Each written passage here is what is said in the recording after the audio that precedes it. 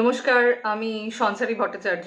আজকে বয়েজ সাহিত্য এবং সংস্কৃতির মেলবন্ধনের যে বিশেষ অনুষ্ঠান রয়েছে সেখানে উপস্থিত হয়েছি একটা বিশেষ বিষয় নিয়ে বক্তব্য রাখবার জন্য। আমাকে যে বিষয়টি নিয়ে বক্তব্য রাখতে বলা হয়েছে সেটি একটি অত্যন্ত মানে কি বলবো, স্পর্শকাতর বিষয় বলতে পারেন, বা একটা কনভারসেশনের ক্ষেত্রে একটা সংকীর্ণ বিষয়ও বলতে পারেন। নারীরা পুরুষের সমযোগ্য কিনা এই বিষয়টা নিয়ে আজকে আমার বিশেষ নিবেদন থাকবে ভয়েসের যে সমস্ত দর্শকবৃন্দ রয়েছেন ওয়ার্ল্ড ওয়াইড তাদের উদ্দেশ্যে। তবে এই প্রসঙ্গে আমি বলতে চাই দুটো কথা, যে ভয়েসে এটা আমার প্রথম প্রোগ্রাম। এর আগে আমি কোনোদিন ভয়েসের পর্দায় আসবার সুযোগ পাইনি।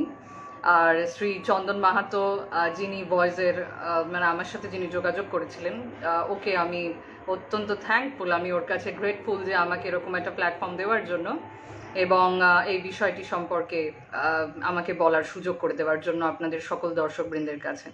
তো আমি অনেক অনেক ধন্যবাদ জানাতে চাই ভয়েস এবং ভয়েসের টিমকে আমাকে এখানে আমন্ত্রণ জানানোর জন্য এবং একটি বিশেষ টপিকের ওপর আজকে আলোচনা করবার জন্য। অনেক অনেক ধন্যবাদ গোবিন্দ সিংজি। শুভ সন্ধ্যার শুভেচ্ছা, আপনাকেও শুভেচ্ছা রইল। গোলাপ সিংহ, আপনাকেও শুভেচ্ছা রইল। তবে এই প্রসঙ্গে যেটা শুরুর আগে আমি যেটা বলতে চাই, বেশ কয়েকজন ব্যক্তির নাম উল্লেখ করতে চাই যাদের উপস্থিতি ছাড়া হয়তো ভয়েস এত দূর পর্যন্ত পৌঁছতে পারতো না।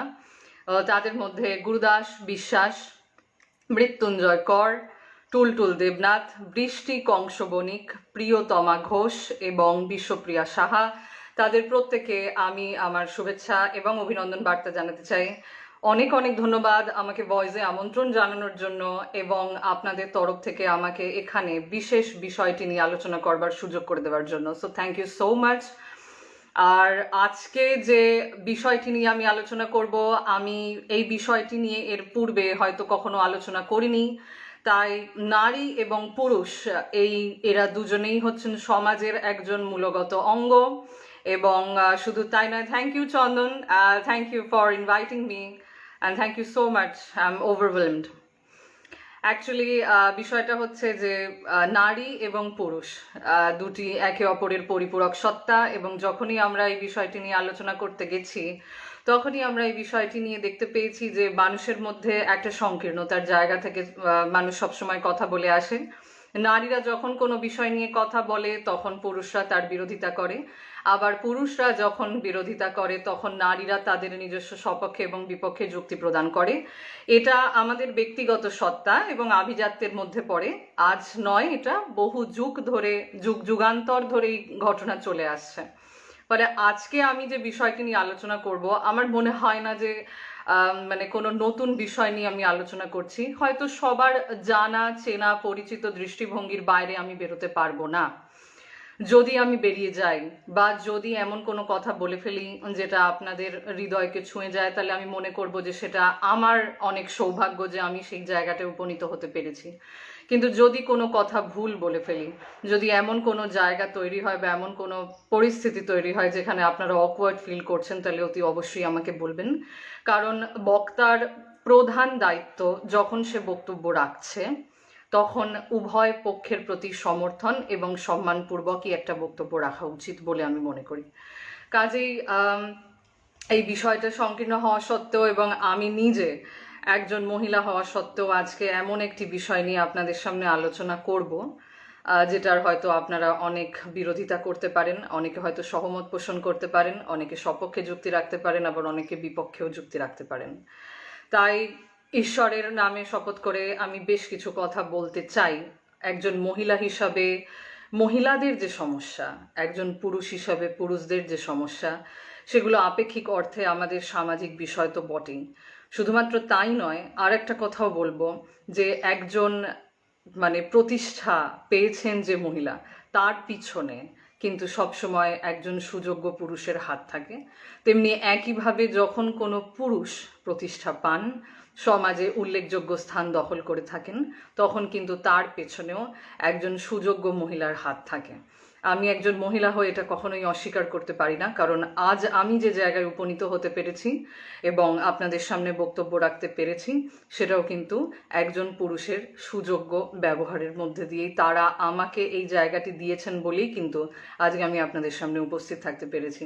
তাই পুরুষ এবং নারী এরা উভয়ই একে অপরের পরিপূরক। আমরা শুধুমাত্র কিছু সংকীর্ণ দৃষ্টিভঙ্গির ভিত্তিতে কখনো কখনো এই সমস্যার সম্মুখীন হয়ে যাই যে পুরুষ শ্রেষ্ঠ না নারী শ্রেষ্ঠ। এটা কোনো একটি সাধারণ বিষয় নয়, এটি দীর্ঘ আলোচনা সূত্রের বিষয়। কোনো একটি নির্দিষ্ট বিষয়কে কেন্দ্র করে আমরা নারী বা পুরুষের ব্যাখ্যা করতে পারি না, এটা যেরকম একটা প্রসঙ্গ, তার পাশাপাশি এটাও একটা প্রসঙ্গ যে একটা নারীর পিছনে একজন পুরুষ কতখানি সাহায্যের হাত বাড়িয়ে দিয়েছেন বা একজন পুরুষের পিছনে একজন নারী রয়েছেন কিনা সেটা আমরা অনেকেই হয়তো সপক্ষে বা বিপক্ষে যুক্তির মাধ্যমে সবসময় প্রমাণ করি না।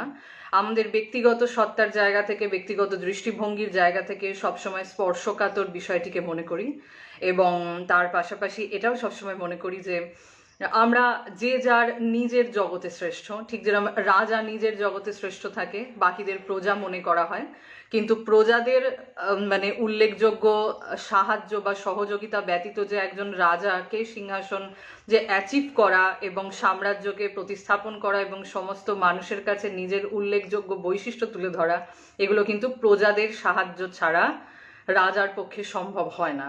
ঠিক সেরকমই একজন নারী যদি নিজেকে স্বতঃস্ফূর্তভাবে সমাজের আঙিনায় বিকশিত করবার ইচ্ছে প্রকাশ করেন, তাহলে সেক্ষেত্রে কিন্তু পুরুষদের প্রতি তার প্রধানতম কাজ হলো সম্মানপূর্বক নিবেদন করা। এবং একইভাবে যদি পুরুষরা কোনো নারীর সম্পর্কে কোনো আলোচনা রাখতে চায় বা পক্ষপাতিত্ব করতে চায়, তখন সেক্ষেত্রেও কিন্তু নারী জাতিকে সম্মান করে তারপরেই আমার মনে হয় তাদের এগোনো উচিত। কোথাও না কোথাও কিছু মিসআন্ডারস্ট্যান্ডিং থেকে যায়, কোথাও না কোথাও কিছু গ্যাপস থেকে যায়, কিছু শর্টকামিংস থেকে যায়, যেগুলো পরবর্তীকালে হয়তো আমরা ভাবতে পারি না বা বুঝতে পারি না। সেগুলো হয়তো আমাদের আলোচনার মধ্যে দিয়ে কখনো মানুষের সামনে ফুটে ওঠে, আবার কখনো ফুটে ওঠে না। তখন আমরা একটা নারীকে দোষ দিয়ে ফেলি যে সে তার নিজের তরফে কিছু কথা বলছে, কিন্তু তার আজকে এই জায়গায় পৌঁছানোর জন্য যে সমস্ত পুরুষেরা তার পাশে দাঁড়িয়েছিল বা তার সাথে সহযোগিতা করেছে, সেই জায়গাগুলো কিন্তু সে হিট করে না, অর্থাৎ ছুঁয়ে যেতে ভুলে যায়। এটা কিন্তু অনেক সময় এর কারণেই হয় যে আমরা যখন কোনো বক্তব্য রাখি তখন সেই টপিক বা সেই বিশ্লেষণের ক্ষেত্রে আমরা এতটাই মনোযোগী হয়ে পড়ি যে আমাদের সাথে যারা রয়েছে বা আমাদের পাশে যারা রয়েছে তাদেরকে সম্মান জানিয়ে বক্তব্য শুরু করতে আমরা ভুলে যাই। সেই জন্য আমি মনে করি যে এই পৃথিবীতে নারী না থাকলে যেরকম পুরুষের অস্তিত্ব থাকতো না, তেমনি একইভাবে পুরুষ না থাকলেও একটা নারীর অস্তিত্ব থাকতো না। এটাকে কোনোভাবেই আপনারা অস্বীকার করতে পারবেন না। ইভেন আমি একজন নারী হয়েও আমি এই দৃষ্টিভঙ্গিকে অস্বীকার করতে পারি না।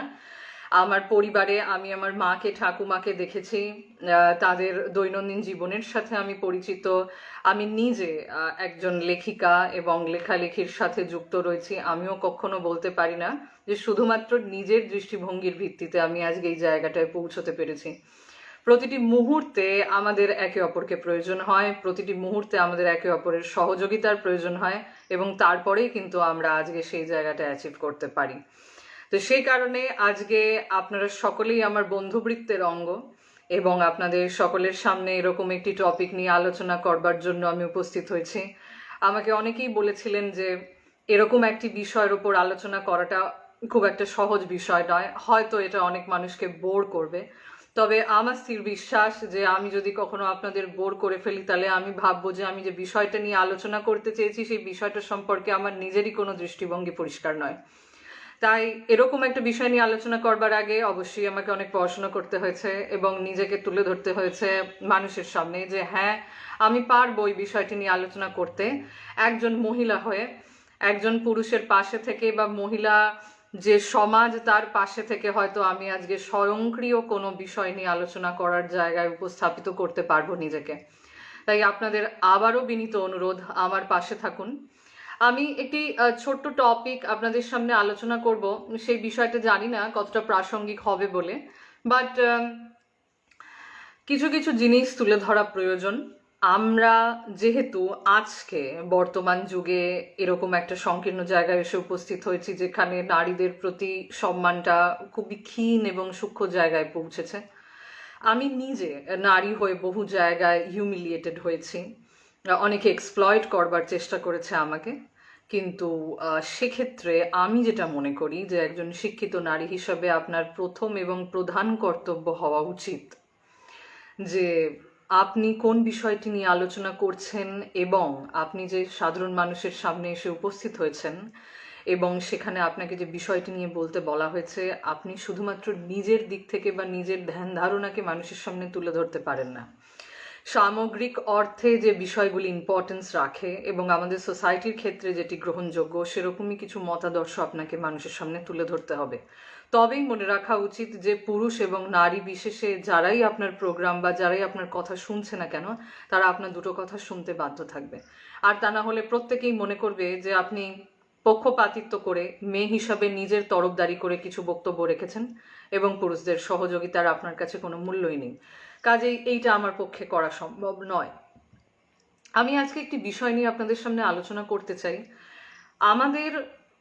আমি নিজে একজন হিস্ট্রি স্টুডেন্ট, কাজেই নারীরা কিভাবে একদম প্রাথমিক স্তর থেকে আজকে আমাদের এই জায়গায় এসে উপস্থিত হয়েছে এবং সেখানে পুরুষশাসিত সমাজ ব্যবস্থা নারীদের কতখানি হেল্প করেছে আজকে এই আধুনিকতাটাকে বিলং করতে বা এই আধুনিকতার সাথে নিজেদের সমযোগ্য বলে মনে করতে, সেটা আমাদের প্রত্যেকের জানাটা বাঞ্ছনীয়।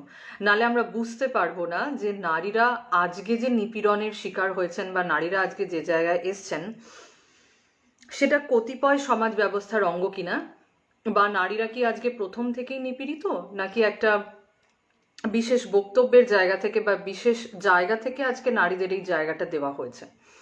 কাজেই আমি যে টপিকটা নিয়ে আলোচনা করব, কাইন্ডলি আমার সাথে থাকবেন। বৈদিক যুগের আদি পর্বে নারীরা জীবনের সকল ক্ষেত্রেই পুরুষের সঙ্গে সমান অধিকার ভোগ করেছে, এটা আমরা সকলেই জানি। পতঞ্জলি বা কাত্যায়নের মতো প্রাচীন ভারতীয় বৈয়াকরণের লেখা থেকে ইঙ্গিত পাওয়া যায় যে আদি বৈদিক যুগে নারীরা শিক্ষিত ছিলেন। তা এ প্রসঙ্গে আমি বলতে চাই একটা কথা, যে বর্তমান যুগের নারীরা তো আরো অনেক বেশি শিক্ষিত হয়ে উঠেছেন। আদি বৈদিক যুগ থেকেই যদি নারীরা শিক্ষা ব্যবস্থার প্রতি নির্ভরশীল হয়ে থাকেন এবং তারা মনে করে থাকেন যে আধুনিক সমাজ ব্যবস্থার সাথে নিজেদের মানিয়ে চলতে গেলে সামাজিক পরিকাঠামোর সাথে নিজেদের তুলে ধরতে হয়, নিজেদের সামঞ্জস্যতা বজায় রাখতে হয় এবং আধুনিকতাকে মেনে নিতে হয়, তবেই তার জীবন ধারণের প্রাসঙ্গিকতা তৈরি হতে পারে। আপনি আধুনিক হয়েছেন শুধুমাত্র পোশাক পরিচ্ছদে, এটা কিন্তু কখনোই গ্রহণযোগ্য নয়। আপনাকে প্রথম এবং প্রধানভাবে যেটা বিশেষ বক্তব্য, সেটা হচ্ছে আধুনিক হতে হবে মানসিকতার দিক থেকে, তবেই কিন্তু আপনি একজন প্রকৃত নাগরিক মনে করবেন। এবং নারীরা অনেক ক্ষেত্রেই মনে করেন যে আমরা কি সেইভাবে সমযোগ্যতা পাচ্ছি, অর্থাৎ আমরাও কি নাগরিক হতে পেরেছি। অবশ্যই সিটিজেনশিপের ক্ষেত্রে আপনি যদি নারী হয়ে থাকেন তাহলে আপনাকেও পুরুষের সাথে সমযোগ্যতাই দেওয়া হয়েছে, না হলে কিন্তু আপনি কোনো কি বলবো, ধরে নিন যে পার্টি পলিটিক্স যে সমস্ত নারীরা আজকে অংশগ্রহণ করছেন এবং তারা নিজেদেরকে প্রতিস্থাপন করছেন, পার্টি পলিটিক্স থেকে শুরু করে সমাজের বিভিন্ন স্তরেই আজকে নারীরা নিজেদেরকে প্রতিস্থাপন করতে পেরেছেন।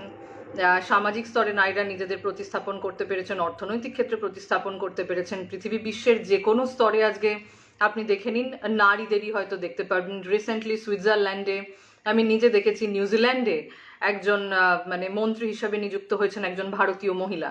তো সুতরাং এমন নয় যে পুরুষ শাসিত সমাজ নারীদের অ্যাকসেপ্টেন্স দেয় না, এটা আমাদের প্রধান ভুল ধারণা। পুরুষ শাসিত সমাজ নারীদের অ্যাকসেপ্টেন্স না দিলে আজকে কিন্তু আমি এই জায়গায় উপস্থিত হয়ে বক্তব্যগুলো রাখতে পারতাম না।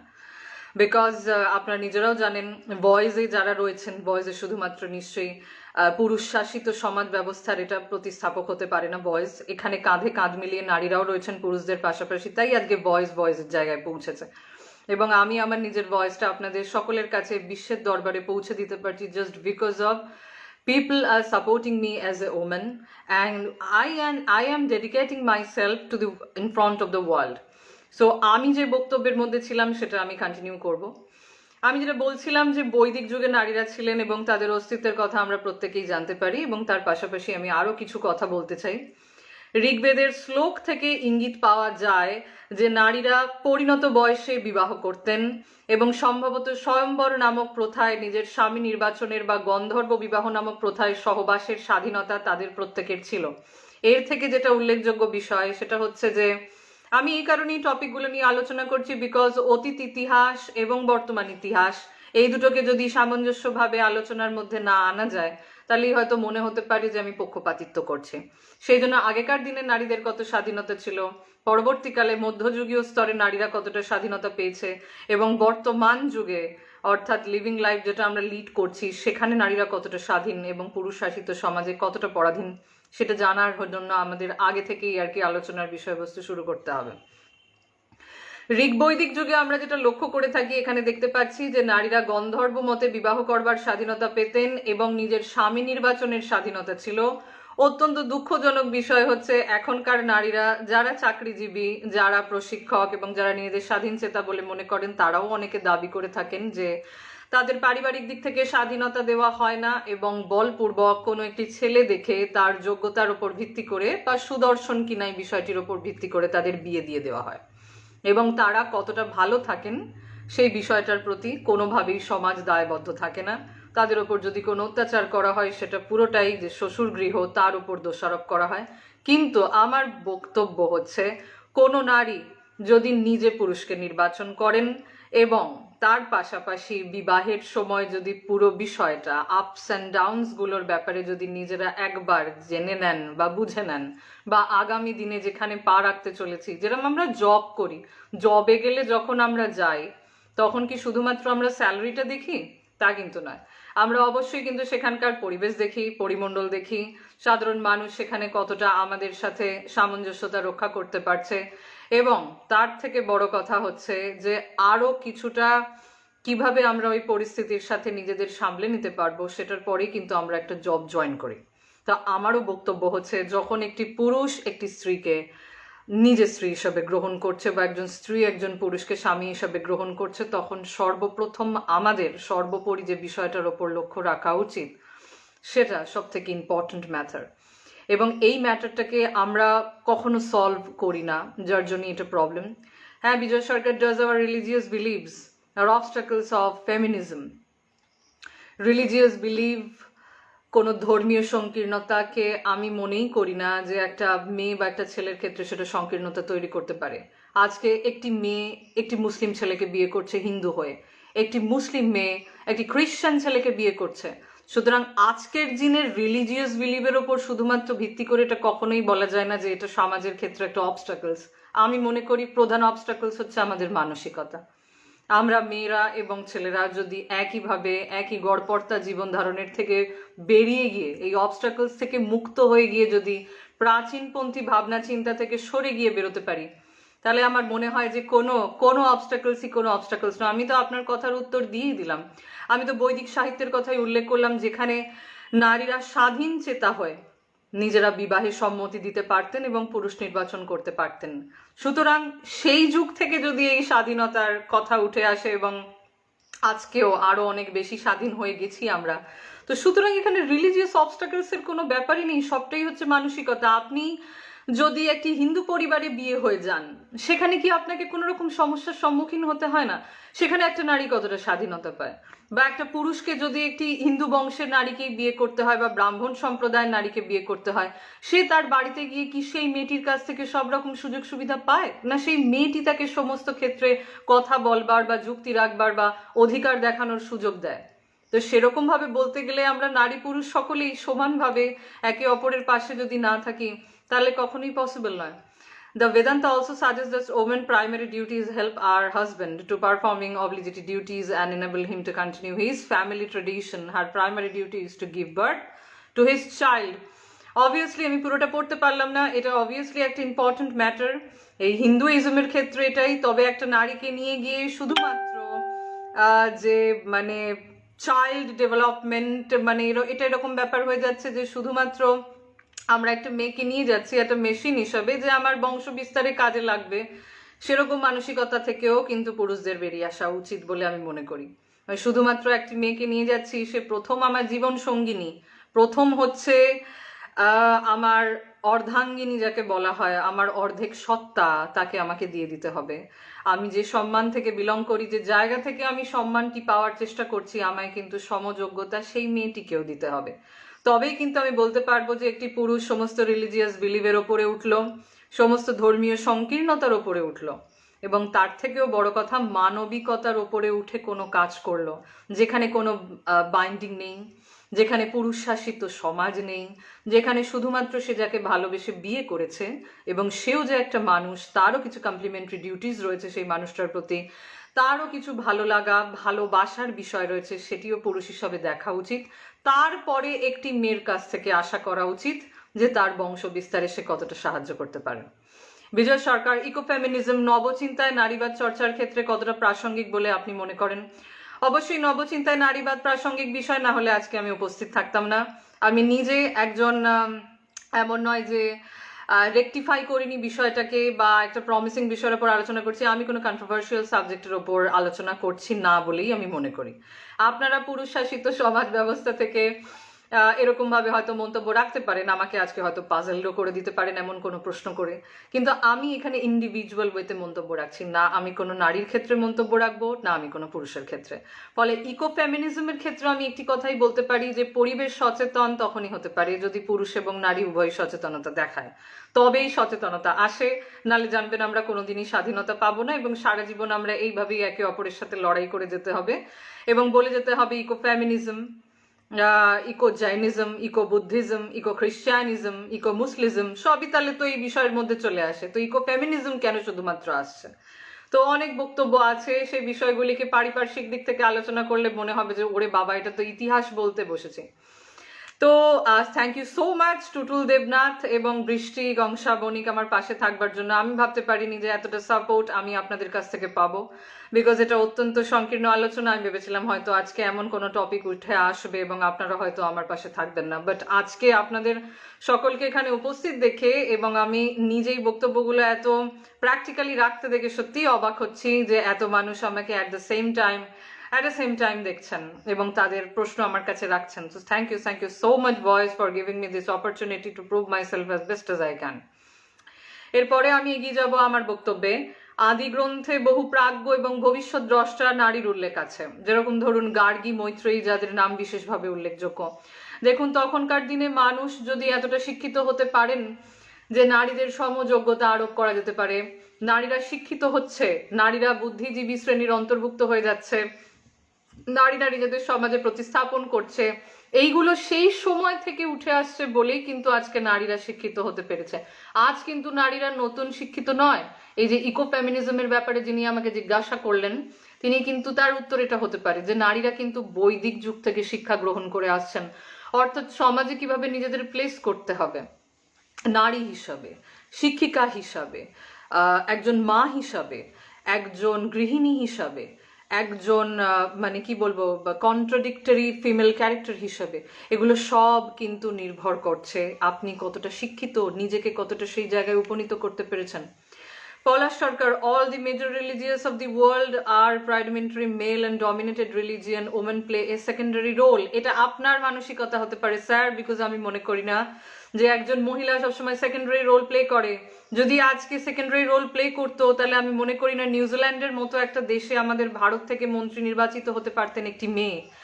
এটা আপনাদের কমপ্লিমেন্টারি ব্রেকফাস্টের মতো হয়ে গেছে যে আমি ফার্স্টে ব্রেকফাস্টে একটা মেন ইভেন্ট খাবো এবং তারপরে কমপ্লিমেন্টারিতে আর একটা পার্ট কি আছে সেটার কথা ভাববো। মেয়েদেরকে পুরুষরা কমপ্লিমেন্টারি হিসাবে নিয়েছে, সেই জন্য আজকে মেয়েরা কমপ্লিমেন্টারি। মেয়েদেরকে যদি সমযোগ্য হিসাবে মনে করা যায় তাহলে দেখবেন মেয়েরা কোনোদিনই কমপ্লিমেন্টারি সেকশনে আসবে না। আপনারা মেয়েদের কাছ থেকে কোনো কিছু শুনতে বা জানতে আজও কুণ্ঠাবোধ করেন, ভাবেন একটা মেয়ে কি সেই জায়গায় উপনীত হয়েছে যে একটা পুরুষকে জ্ঞান দিতে পারে বা সমাজ বা প্রাসঙ্গিক বিষয়গুলো সম্পর্কে আলোচনা করতে পারে। এটা আমাদের চিন্তার মানসিকতা, আমাদের সীমাবদ্ধতা বলে আমি মনে করি। এটা কোনো রিলিজিয়াস ম্যাটার নয়, বিকজ আমরা হিন্দু, মুসলিম, খ্রিস্টান নির্বিশেষে কিন্তু মেয়ে মানে পুরুষ বা নারীর কোনো বিভেদ সৃষ্টি হয় না। এটা পুরোটাই আমাদের মানসিকতার দিক থেকে। আমরা হিন্দু হয়ে খ্রিস্টানকে যদি বিয়ে করতে পারি বা মুসলিমকে যদি আমরা দলের নেতা বা নেত্রী বানাতে পারি, তাহলে আমি মনে করি যে পুরুষ হিসাবে আমাদের প্রথমেই এগিয়ে আসা উচিত এই বিষয়টায় যে একজন নারীকে জায়গা এগিয়ে দেওয়া, চেয়ার এগিয়ে দেওয়া। কেউ কিন্তু কোনো মেয়েকে বসতে এগিয়ে দেয় না।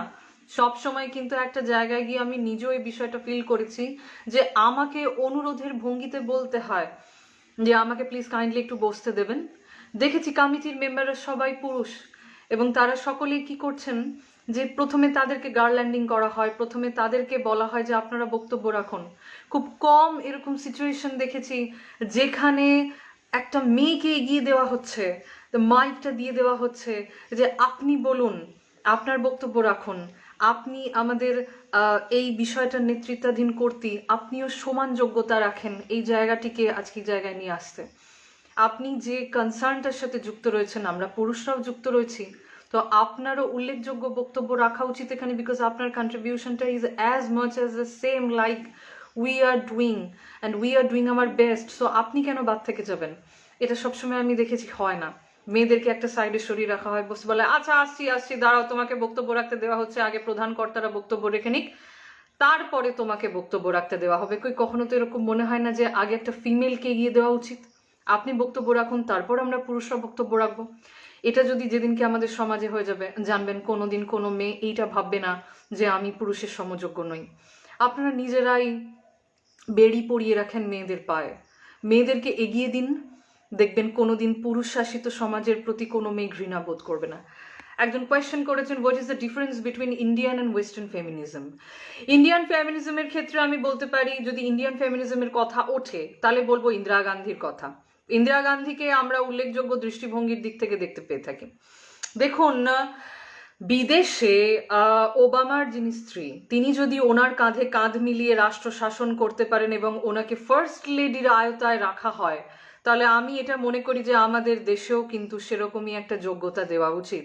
আজকে আমাদের দেশে যদি কেউ প্রধানমন্ত্রী হন বা রাষ্ট্রপতি হন, তার স্ত্রীকে কি সেই মর্যাদা বা সেই জায়গাটা দেওয়া হয় যেটা আমেরিকান কালচার বা ব্রিটিশ কালচারে আমরা দেখে থাকি? আগে আমাদের কালচারটা ডেভেলপ করা উচিত, তারপরে আমাদের ওয়েস্টার্ন অ্যান্ড ইন্ডিয়ান ফেমিনিজমের মধ্যে পার্থক্যীকরণটা করা উচিত। আগে সেই স্বাধীনতা দিন, আগে সেই জায়গাটা দিন, আগে বলার মতো স্কোপটা দিন, তবে তো একটা মেয়ে বলতে পারবে। কত লোকের তো ভেতরেই কত কিছু থেকে যায়, হাজার সমীক্ষা, হাজার প্রচেষ্টা, হাজার ইচ্ছে সত্ত্বেও তারা হয়তো জনসাধারণের সামনে এসে নিজেদের বক্তব্য রাখতে পারেন না। তার মানে কি তারা কম জানেন, নাকি তার মধ্যে সেই বিষয়টা নেই বা সেই সাহসিকতাটা নেই যে একটা পুরুষ এর সামনে দাঁড়িয়ে এসে দুটো বক্তব্য রাখতে পারে? তো ফেমিনিজমকে আগে ফেমিনিজম বা ফেমিনিস্ট হিসাবে ভাববেন না, আগে ভাবুন যে ফেমিনিজমটাকে আপনারা পুরুষেরা কতটা স্বাধীনতা দিয়ে অন্তঃকরণ করতে পেরেছেন, কতটা ডেভেলপমেন্ট পলিসির বাইরে বেরিয়ে, সমাজের বাইরে বেরিয়ে মানবিকতার দিক থেকে এই ফেমিনিজম শব্দটিকে গ্রহণ করতে পেরেছেন। তারপর জানবেন দেশ, তারপর জানবেন রাষ্ট্র, তারপর জানবেন মানুষ। সবার ওপরে মানুষ সত্য, তার উপরে কেউ নয়, কথাটা তো আমরা প্রত্যেকেই জানি, কিন্তু আমরা এই কথাটা কতজন মানি? তো সেরকম দিক থেকে লক্ষ্য করলে আমরা সত্যি জানি না, পরিষ্কারভাবে কিছুই জানি না। সেই জন্যই আমি প্রি হিস্টোরিক বিষয়গুলো নিয়ে আলোচনা করছি। Palash Sarkar, do you believe in such religious books? অবশ্যই বিলিভ করি, না হলে আজকে রিলিজিয়াস টপিকগুলোর উপর আলোচনা করছি কেন? I am a history student, আমি history student and I believe in history. যদি আজকে যেটা রাজনীতি, ভবিষ্যতে সেটা ইতিহাস, আবার ভবিষ্যতের ইতিহাসটা নিয়েই পরবর্তীকালে রাজনীতির যে আঙিনা সেখানে আলোচনা করতে দেখি। Do you believe in such religious books? Obviously. পরের আলোচনায় চলে যাই। আমি অতীতের আলোচনা করেছি, যেটা প্রি হিস্টোরিক ওয়েতে বলেছি বৈদিক সাহিত্য। এবার বলবো মধ্যযুগীয় বিষয়, মধ্যযুগের অতীত ইতিহাস নিয়ে হয়ে গেল। দেন পরের টপিক হচ্ছে মধ্যযুগীয় ভারত। ভারত তো ক্রমবর্ধমান, আমাদের যেরকম কালচার ক্রমবর্ধমান, দেখবেন ব্রাহ্মণ হোক, খ্রিস্টান হোক, মুসলিম হোক, যে কোনো জাতপাত হোক না কেন, তারা কিন্তু একটা দৃষ্টিভঙ্গি থেকে বেছে নেই। ধর্ম আগেও ছিল, ধর্ম মিডিওকাল লাইফেও ছিল, ধর্ম যারা রিচ পিপল তাদের কাছে ধর্মের পরিসংখ্যান আলাদা, আবার একদম নিম্ন মানের যে গোষ্ঠী যারা হয়তো প্রতিদিন দুবেলা দুমুঠো ভাত খেতে পারছেন না, তাদের কাছে কিন্তু ধর্মটা কোনো ম্যাটার নয়। বিকজ স্বামী বিবেকানন্দ বলেছেন সাহিত্য চর্চা, ধর্ম চর্চা তখনই হতে পারে যদি মানুষের পেটে ভাত থাকে। তাই কাইন্ডলি এটা আমাকে সেটা ভাবে ভাবতে হবে, আজকে যদি আমার পেটে ভাত না থাকতো আমি এত বড় বড় কথা আপনাদের সামনে বলতে পারতাম না। তো সেরকম ভাবে আমার বাবা একজন পুরুষ, তিনি যদি আমার পাশে না থাকতেন, আমাকে যদি এডুকেট না করতেন, তাহলে হয়তো আজকে আমি আপনাদের সামনে বক্তব্য রাখতে পারতাম না, বা এত বিষয় জানাও আমার পক্ষে সম্ভব হতো না। ফলে কি আমরা কখনোই কোনো মানুষকে হিউমিলিয়েট করতে পারি না, কখনো কারোর অধিকার নিয়ে চর্চা করতে পারি না, সমালোচনা করতে পারি না। আমাদের মানসিকতাটা ওইখানেই সীমাবদ্ধ হয়ে যায়, জানবেন, যখন আমরা সমালোচনার পুল বাঁধি। আমি মনে করি যে একজন স্বয়ংক্রিয় নারী হিসাবে এটাই আমাদের বক্তব্য রাখা উচিত যে কোনো সমালোচনায় যাব না। আর সমালোচনাকে সবসময় মেয়েরা ভয় পায়, সমালোচনাকে সবসময় পুরুষরা অ্যাকসেপ্ট করে এগিয়ে যায়। কেন? এইখানেই কিন্তু মেয়েরা পিছিয়ে থাকে। বিকজ সমালোচনাকে সবসময় কনস্ট্রাকটিভ ওয়েতে নেওয়া উচিত। যখন কোনো মানুষ আমাদের সমালোচনা করছে তখন জানবেন সেই মানুষটা আমাদের খুব ভালোভাবে জানতে বা চিনতে পেরেছেন, আমাদের শর্টকামিংসগুলোকে তারা পর্যবেক্ষণ করতে পেরেছেন, তারপরেই কিন্তু তারা নারী পুরুষ উভয় নির্বিশেষে একটা বক্তব্য রাখতে পারছেন বা আলোচনা করতে পারছেন বা সমালোচনা করতে পারছেন। আমরা এগিয়ে তখনই যেতে পারি আমাদের সমাজে যদি আমরা সমালোচনাগুলোকে কনস্ট্রাকটিভ ওয়েতে নিই। অর্থাৎ কোথায় কোথায় আমাদের শর্টকামিংস রয়েছে, কোথায় কোথায় আমরা নির্জীব, কোথায় কোথায় আমরা দুর্বল, সেই জায়গাগুলোকে পয়েন্ট আউট করে যদি আমরা এগোতে পারি, তাহলে দেখবেন কেউ কোনোভাবেই আমাদেরকে আঙুল তুলে কোনো কথা বলবার সুযোগ পাবেন না। আমরা এই জিনিসটাকে ইগনোর করি। আমরা যখনই দেখি যে কোনো পুরুষ আমাদের এগেনস্টে কমপ্লেন আনলো, সঙ্গে সঙ্গে আমরা তাকে ফলো করতে থাকি এবং তার উপরে নেগেটিভ কিছু ভাইবস দিতে থাকি। তো সেরকম, what about the feminist Neha Dhupia's opinion, one girl has 5 boyfriend, it's a choice. It's what types of feminism? Please tell about this. It's legal. এই নিয়ে যদি আলোচনা করতে চাই তাহলে তো প্রথমেই উল্লেখ করব যে আমাদের যারা রাজা, আমাদের যে মুসলিম শাসক, আমাদের যে হিন্দু শাসক, যারা আমাদের রাজা বা রাজকীয় বংশোদ্ভূত, কখনো দেখেছেন যে একটি মাত্র বউ নিয়ে তারা নিশ্চিন্ত ছিলেন? তারা তো প্রতিটা মুহূর্তেই বিভিন্ন সাম্রাজ্য ব্যবস্থায় বিস্তার করে, এমনকি সাম্রাজ্য বিস্তারের ক্ষেত্রে যখন গেছেন বা রাজ্য জয় করতে গেছেন, তখনও একটি মেয়েকে সম্পদ হিসাবে ব্যবহার করে তাদেরকে যুক্ত করে দেওয়া হয়েছে, তাদের সাথে বিয়ে দেওয়া হয়েছে এবং সম্পদ হিসাবে তাদের পারিবারিক দায়িত্ব, পারিবারিক সূত্র তৈরি হয়েছে। কই সেই ব্যাপারে তো নেহা ধুপিয়া কখনো বলতে যাননি। তখন কি আপনাদের মনে পড়ে না যে একটি মেয়েকে সম্পদ হিসাবে ব্যবহার করা যায় না বা চুক্তির দলিল হিসাবে ব্যবহার করা যায় না, সেটা তার গোটা জীবনের ব্যাপার? তখন কিন্তু পুরুষরা কোনো আলোচনা করে না, তখন সুন্দরভাবে বিয়ে করে নিয়ে বাড়ি চলে আসে এবং মহারানী বা পাটরানী বা আমার স্ত্রী, হয়তো 24টা স্ত্রী আগে রয়েছে, এটা 25তম স্ত্রী, তবুও তাকে স্ত্রীর মর্যাদা দেওয়া হয়। সেই স্ত্রীটার যোগ্যতা কতখানি রইল, সেই যোগ্যতা স্বাধীনতা কতটা পেল, সেটা নিয়ে কিন্তু আমরা ভাবি না। তো এখন আধুনিক সমাজে মেয়েরা যদি এই চক্রটাকেই উল্টে দেয় গীতার চক্রের মতো, যে আমরাও 5টা বয়ফ্রেন্ড রাখতে পারবো, আমরাও 5টা ছেলের সাথে মিশতে পারবো, রাত কাটাতে পারবো, তখন কিন্তু আঙুলটা মেয়েদের ওপর উঠে যায়। কিন্তু ছেলেরা 10টা বিয়ে করলে বা 10টা মেয়ের সাথে সম্পর্ক রাখলে কিন্তু তখন আঙুলটা ওঠে না। তো সেই জন্যই নেহা ধুপিয়া ফেমিনিজমের ক্ষেত্রে অতি উল্লেখযোগ্য দৃষ্টান্ত। উনি কোনি ভুল কথা বলেননি, উনি ওনার স্বাধীনতার কথা বলেছেন। একটা ছেলে যদি একটা স্বাধীনতার কথা তার রাখতে পারে, একটা মেয়ে স্বাধীনতার কথা বলতে পারে না, সেখানে বলতে গেলেই বুঝি অন্যায় হয়ে যায়। আজকে সুপ্রিম কোর্ট থেকে বহু দিক থেকে, বহু তরফদারিভাবে, বহু আইন, বহু কানুন এবং প্রমাণিত হয়ে গেছে যে মেয়েরাও মৌলিক অধিকার দাবি রাখতে পারে, মেয়েরাও নিজেদের স্বাধীনতার দাবি রাখতে পারে, মেয়েদের ওপর যদি অত্যাচার হয় তারাও কোর্টে এসে কেস করতে পারে। তো এগুলো তো স্বাধীনতা আপনারাই দিচ্ছেন, তারপর আপনারাই স্বাধীনতা হরণ করে নিচ্ছেন। তাহলে সেক্ষেত্রে কি বলবো? সেক্ষেত্রে তো কিছু বলারই জায়গাই থাকে না। তো সুতরাং আপনাদের প্রশ্নের মধ্যেই আপনাদের নির্ভর করে উক্তি এবং বুদ্ধি বিবেচনার জায়গা। আপনারা ভুল প্রশ্ন করেন, আপনাদের সঠিক যুক্তি দিয়ে বোঝাতে হয়। আর সঠিক যুক্তি যদি আপনাদের দেওয়া হয় তখন আপনারা আবার সেই মানুষটাকে ভুল প্রমাণিত করার জন্য অন্য কোনো মিথ্যে যুক্তি দেন। ফলে কি আপনাদের প্রশ্নের মধ্যেই আপনাদের উত্তর লুকিয়ে থাকে। আপনারা ইচ্ছাকৃতভাবে মানুষকে এই প্রশ্নগুলো করেন যাতে আমরা বাধ্য হই নিজেদের সংকীর্ণ মানসিকতার জায়গা থেকে কিছু কথা বলতে বা নমনীয় হতে বা কষ্ট পেতে বা লজ্জা পেতে, কুণ্ঠা বোধ করে থাকতে। বাট আমি এটুকুই বলবো যে আজকে যদি আমি কুণ্ঠা বোধ করতাম তাহলে এই জায়গাটায় এসে আজকে এই বক্তব্য রাখতে পারতাম না বা চাইতাম না। আমি স্বাধীন চেতা মানসিকতা থেকেই আজকে কথা বলতে এসেছি। তাই আপনাদের শর্টকামিংস গুলো দেখিয়ে দেওয়ার যেরকম আমার দায়িত্ব, তেমনি আমারও যদি কোনো ভুল থেকে থাকে বক্তব্যের মধ্যে সেটাও আপনারা আমাকে বলতে পারেন। আমি সেটা সাদরে অভিনন্দনের সাথে গ্রহণ করব। এমন নয় যে লজ্জা পেয়ে মাথা নিচু করে বসে থাকবো। যাই হোক, অনেক আলোচনা করে ফেললাম, অনেক বিষয় নিয়ে বাড়তি কথা বলে ফেললাম। যেটা বিষয়টা বক্তব্য রাখছিলাম যে মধ্যযুগীয় ভারতীয় সমাজে নারীদের অবস্থার আরো অবনতি ঘটে। কেন ঘটে? এবং বাল্যবিবাহের প্রচলন এবং বিধবা বিবাহের পুনর্বিবাহের নিষেধাজ্ঞা ভারতে কিছু সম্প্রদায়ের সামাজিক জীবনের অংশ নিয়ে ওঠে।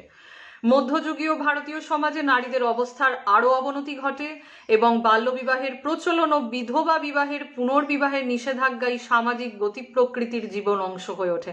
কেন হয়ে ওঠে তার কারণ কি কখনো কেউ জিজ্ঞাসা করেছেন কাউকে? তা কিন্তু কেউ আলোচনা করে না। বাল্য বিবাহ এবং বহু বিবাহ, বাল্য বিবাহ দেয়া যাবে না এবং বহু বিবাহটাও অন্যায্য, এই কথাটা প্রথম ঈশ্বরচন্দ্র বিদ্যাসাগর নিয়ে এসেছিলেন। বাট উনি যে আলোচনাটা প্রাসঙ্গিক রেখেছিলেন, দ্যাট ইজ বিধবা বিবাহ করানো যাবে। এই দুটো টপিকের বিরোধিতা কেন করেছেন? কারণ দেখুন, বাল্য বিবাহ মানে কি? একটি নারী যার বয়স 12 থেকে 13 বছর, তাকে বিয়ে দিয়ে দেওয়া হচ্ছে। সে একটি পরিবারের কি বুঝবে? সে তো নিজের সমাজের বা নিজের গঠনভঙ্গিটাকেই স্থির করতে পারেননি, সে একটি পরিবার কি করে পরিচালনা করবে। তো সেখানে কিন্তু তার যে নিজস্ব সত্তা বা গড়ে ওঠা নিজের ব্যক্তিত্ব তৈরি করার জায়গাটাই সে পেল না, তাকে পাঠিয়ে দেওয়া হলো সংসার ক্ষেত্রে। অর্থাৎ সে কিন্তু ওইখানেই ধামাচাপা পড়ে গেল তার অগ্রগতি। এই জন্য বাল্য বিবাহ রোধ করা হয়েছিল। কিন্তু লোকে তখন ভাবতো যে বাবা, একটি মেয়েকে বাড়িতে রেখে দেবো, 13-14 বছর বয়স হয়ে গেছে, ওর বাবা তো বিরাট বার্ডেন হয়ে যাবে। এখন তো তাও আমরা 30, 31, 32, 33, এমনকি 34, 35, কি ছেড়ে দিন 40, 45, 50 বছরও একটা মেয়ে বিয়ে করতে পারছে। কিন্তু তখন একটা মেয়ের 13 বছর বয়স হয়ে যাওয়া মানে তাকে বিয়ে দিতেই হবে। কিন্তু একবারও কিন্তু ভেবে দেখা হয়নি যে গার্গী, মৈত্রী, অপালা এরা যদি তখনকার দিনে শিক্ষিত হতে পারে, একটা 13 বছরের মেয়েকে কিন্তু আমরা কোনোদিন বাবা হয়ে বিয়ে দিতে পারি না। তখন কুলীন ব্রাহ্মণ পরিবারে বিয়ে দিয়ে দেওয়া হতো। কি একটা মেয়ে স্বাধীন হয়ে যাবে, একটা মেয়ে খুব ভালোভাবে নিজের বক্তব্য রাখতে পারবে। কোথায়? জোর করে মৃতপ্রায় একটি ব্যক্তির সাথে বিয়ে দিয়ে দেওয়া হচ্ছে। সে হয়তো শ্মশানে চিতায় শুয়ে রয়েছে, তার হয়তো মৃত্যু সময় আসন্ন, তখন তার সাথে একটি মেয়ের বিয়ে দিয়ে দেওয়া হলো।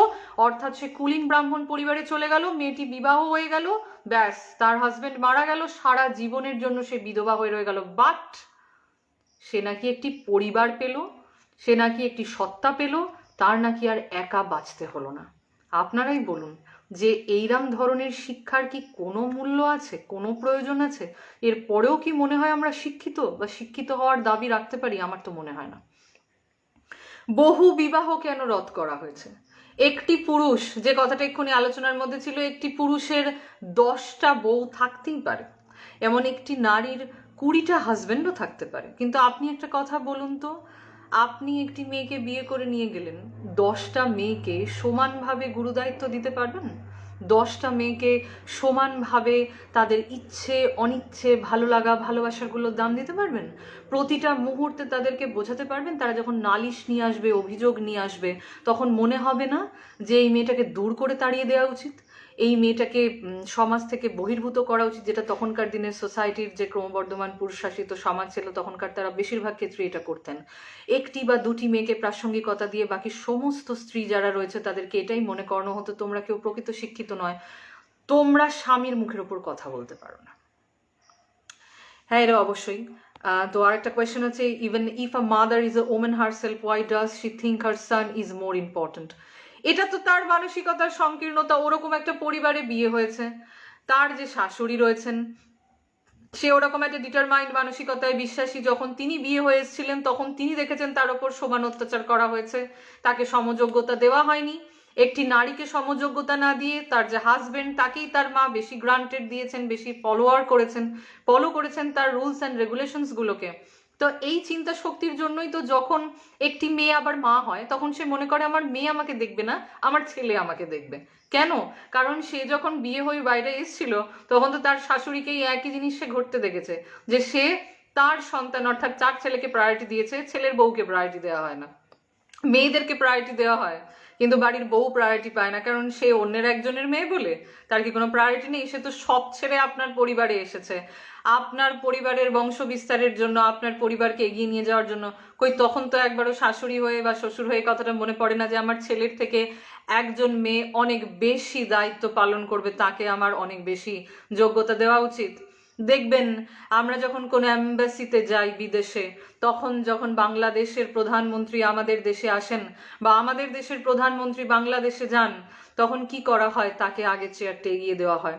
ঠিক একই রকম মানসিকতা যদি আমাদের পারিবারিক ক্ষেত্রে রাখা হয়, যে যে বাইরে থেকে আমাদের পরিবারটাকে দেখতে আসছে বা ভালোবাসা দিয়ে বরণ করতে আসছে, তাকে আমরা আমাদের নিজেদের থেকে অনেক বেশি মাত্রায় সম্মান করব, ভালোবাসবো, তাহলে দেখবেন এই ধরনের কমপ্লিকেসিগুলো কখনোই তৈরি হতো না।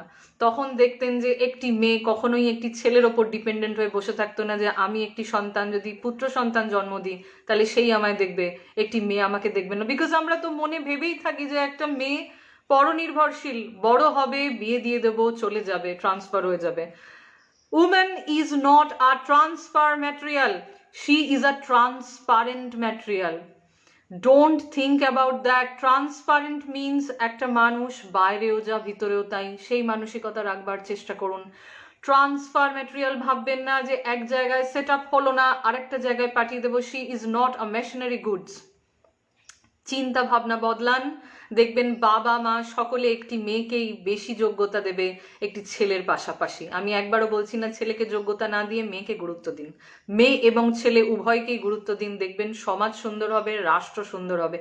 আজ সমাজ সুন্দর হলে একটা পরিবার সুন্দর হবে, একটা পরিবার সুন্দর হলে একদিন একটা রাষ্ট্র সুন্দর হবে।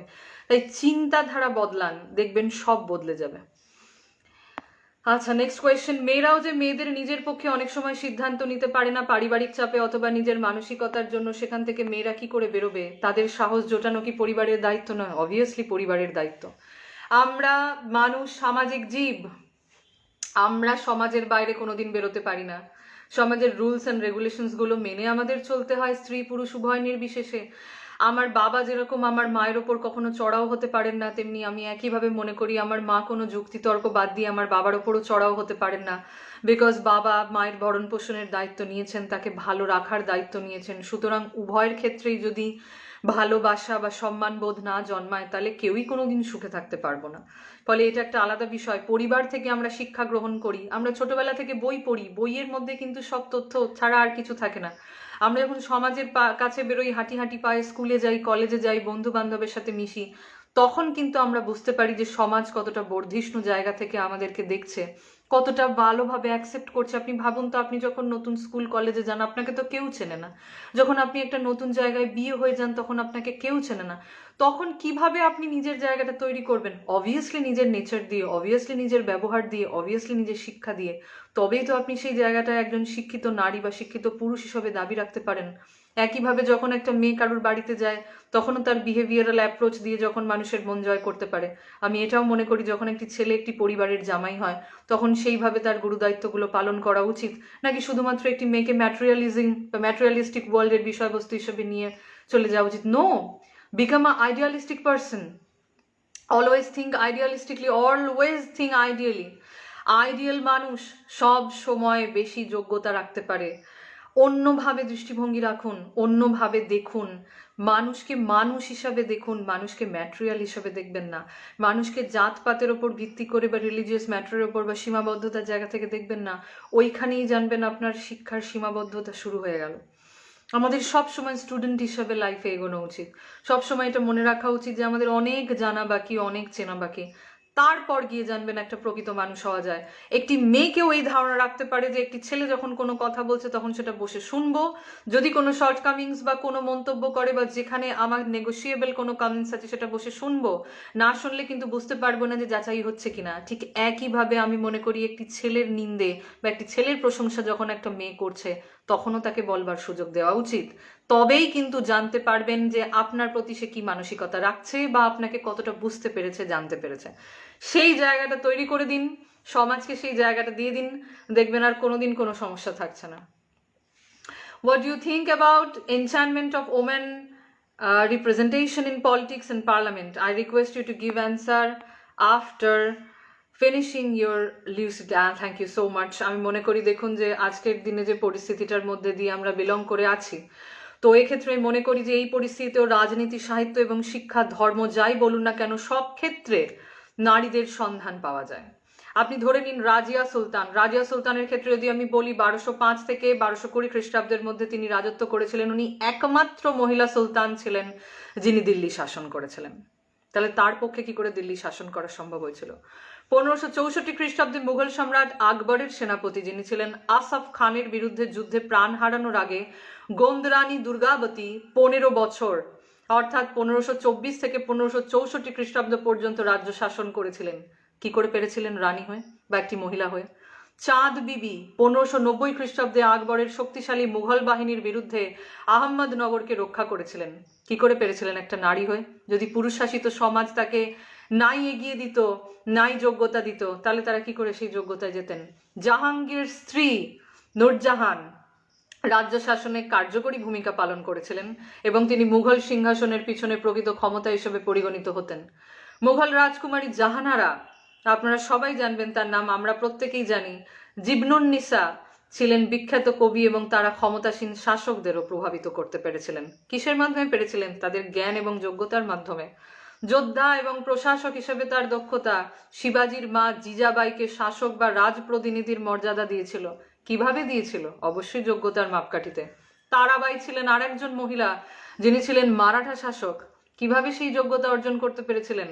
অবশ্যই নিজেদের শাসন এবং মানসিকতার পরিকাঠামো থেকে বেরিয়ে পুরুষ শাসিত সমাজকে সম্মান করে নিজেদের যোগ্যতা প্রতিস্থাপনের মধ্যে দিয়ে।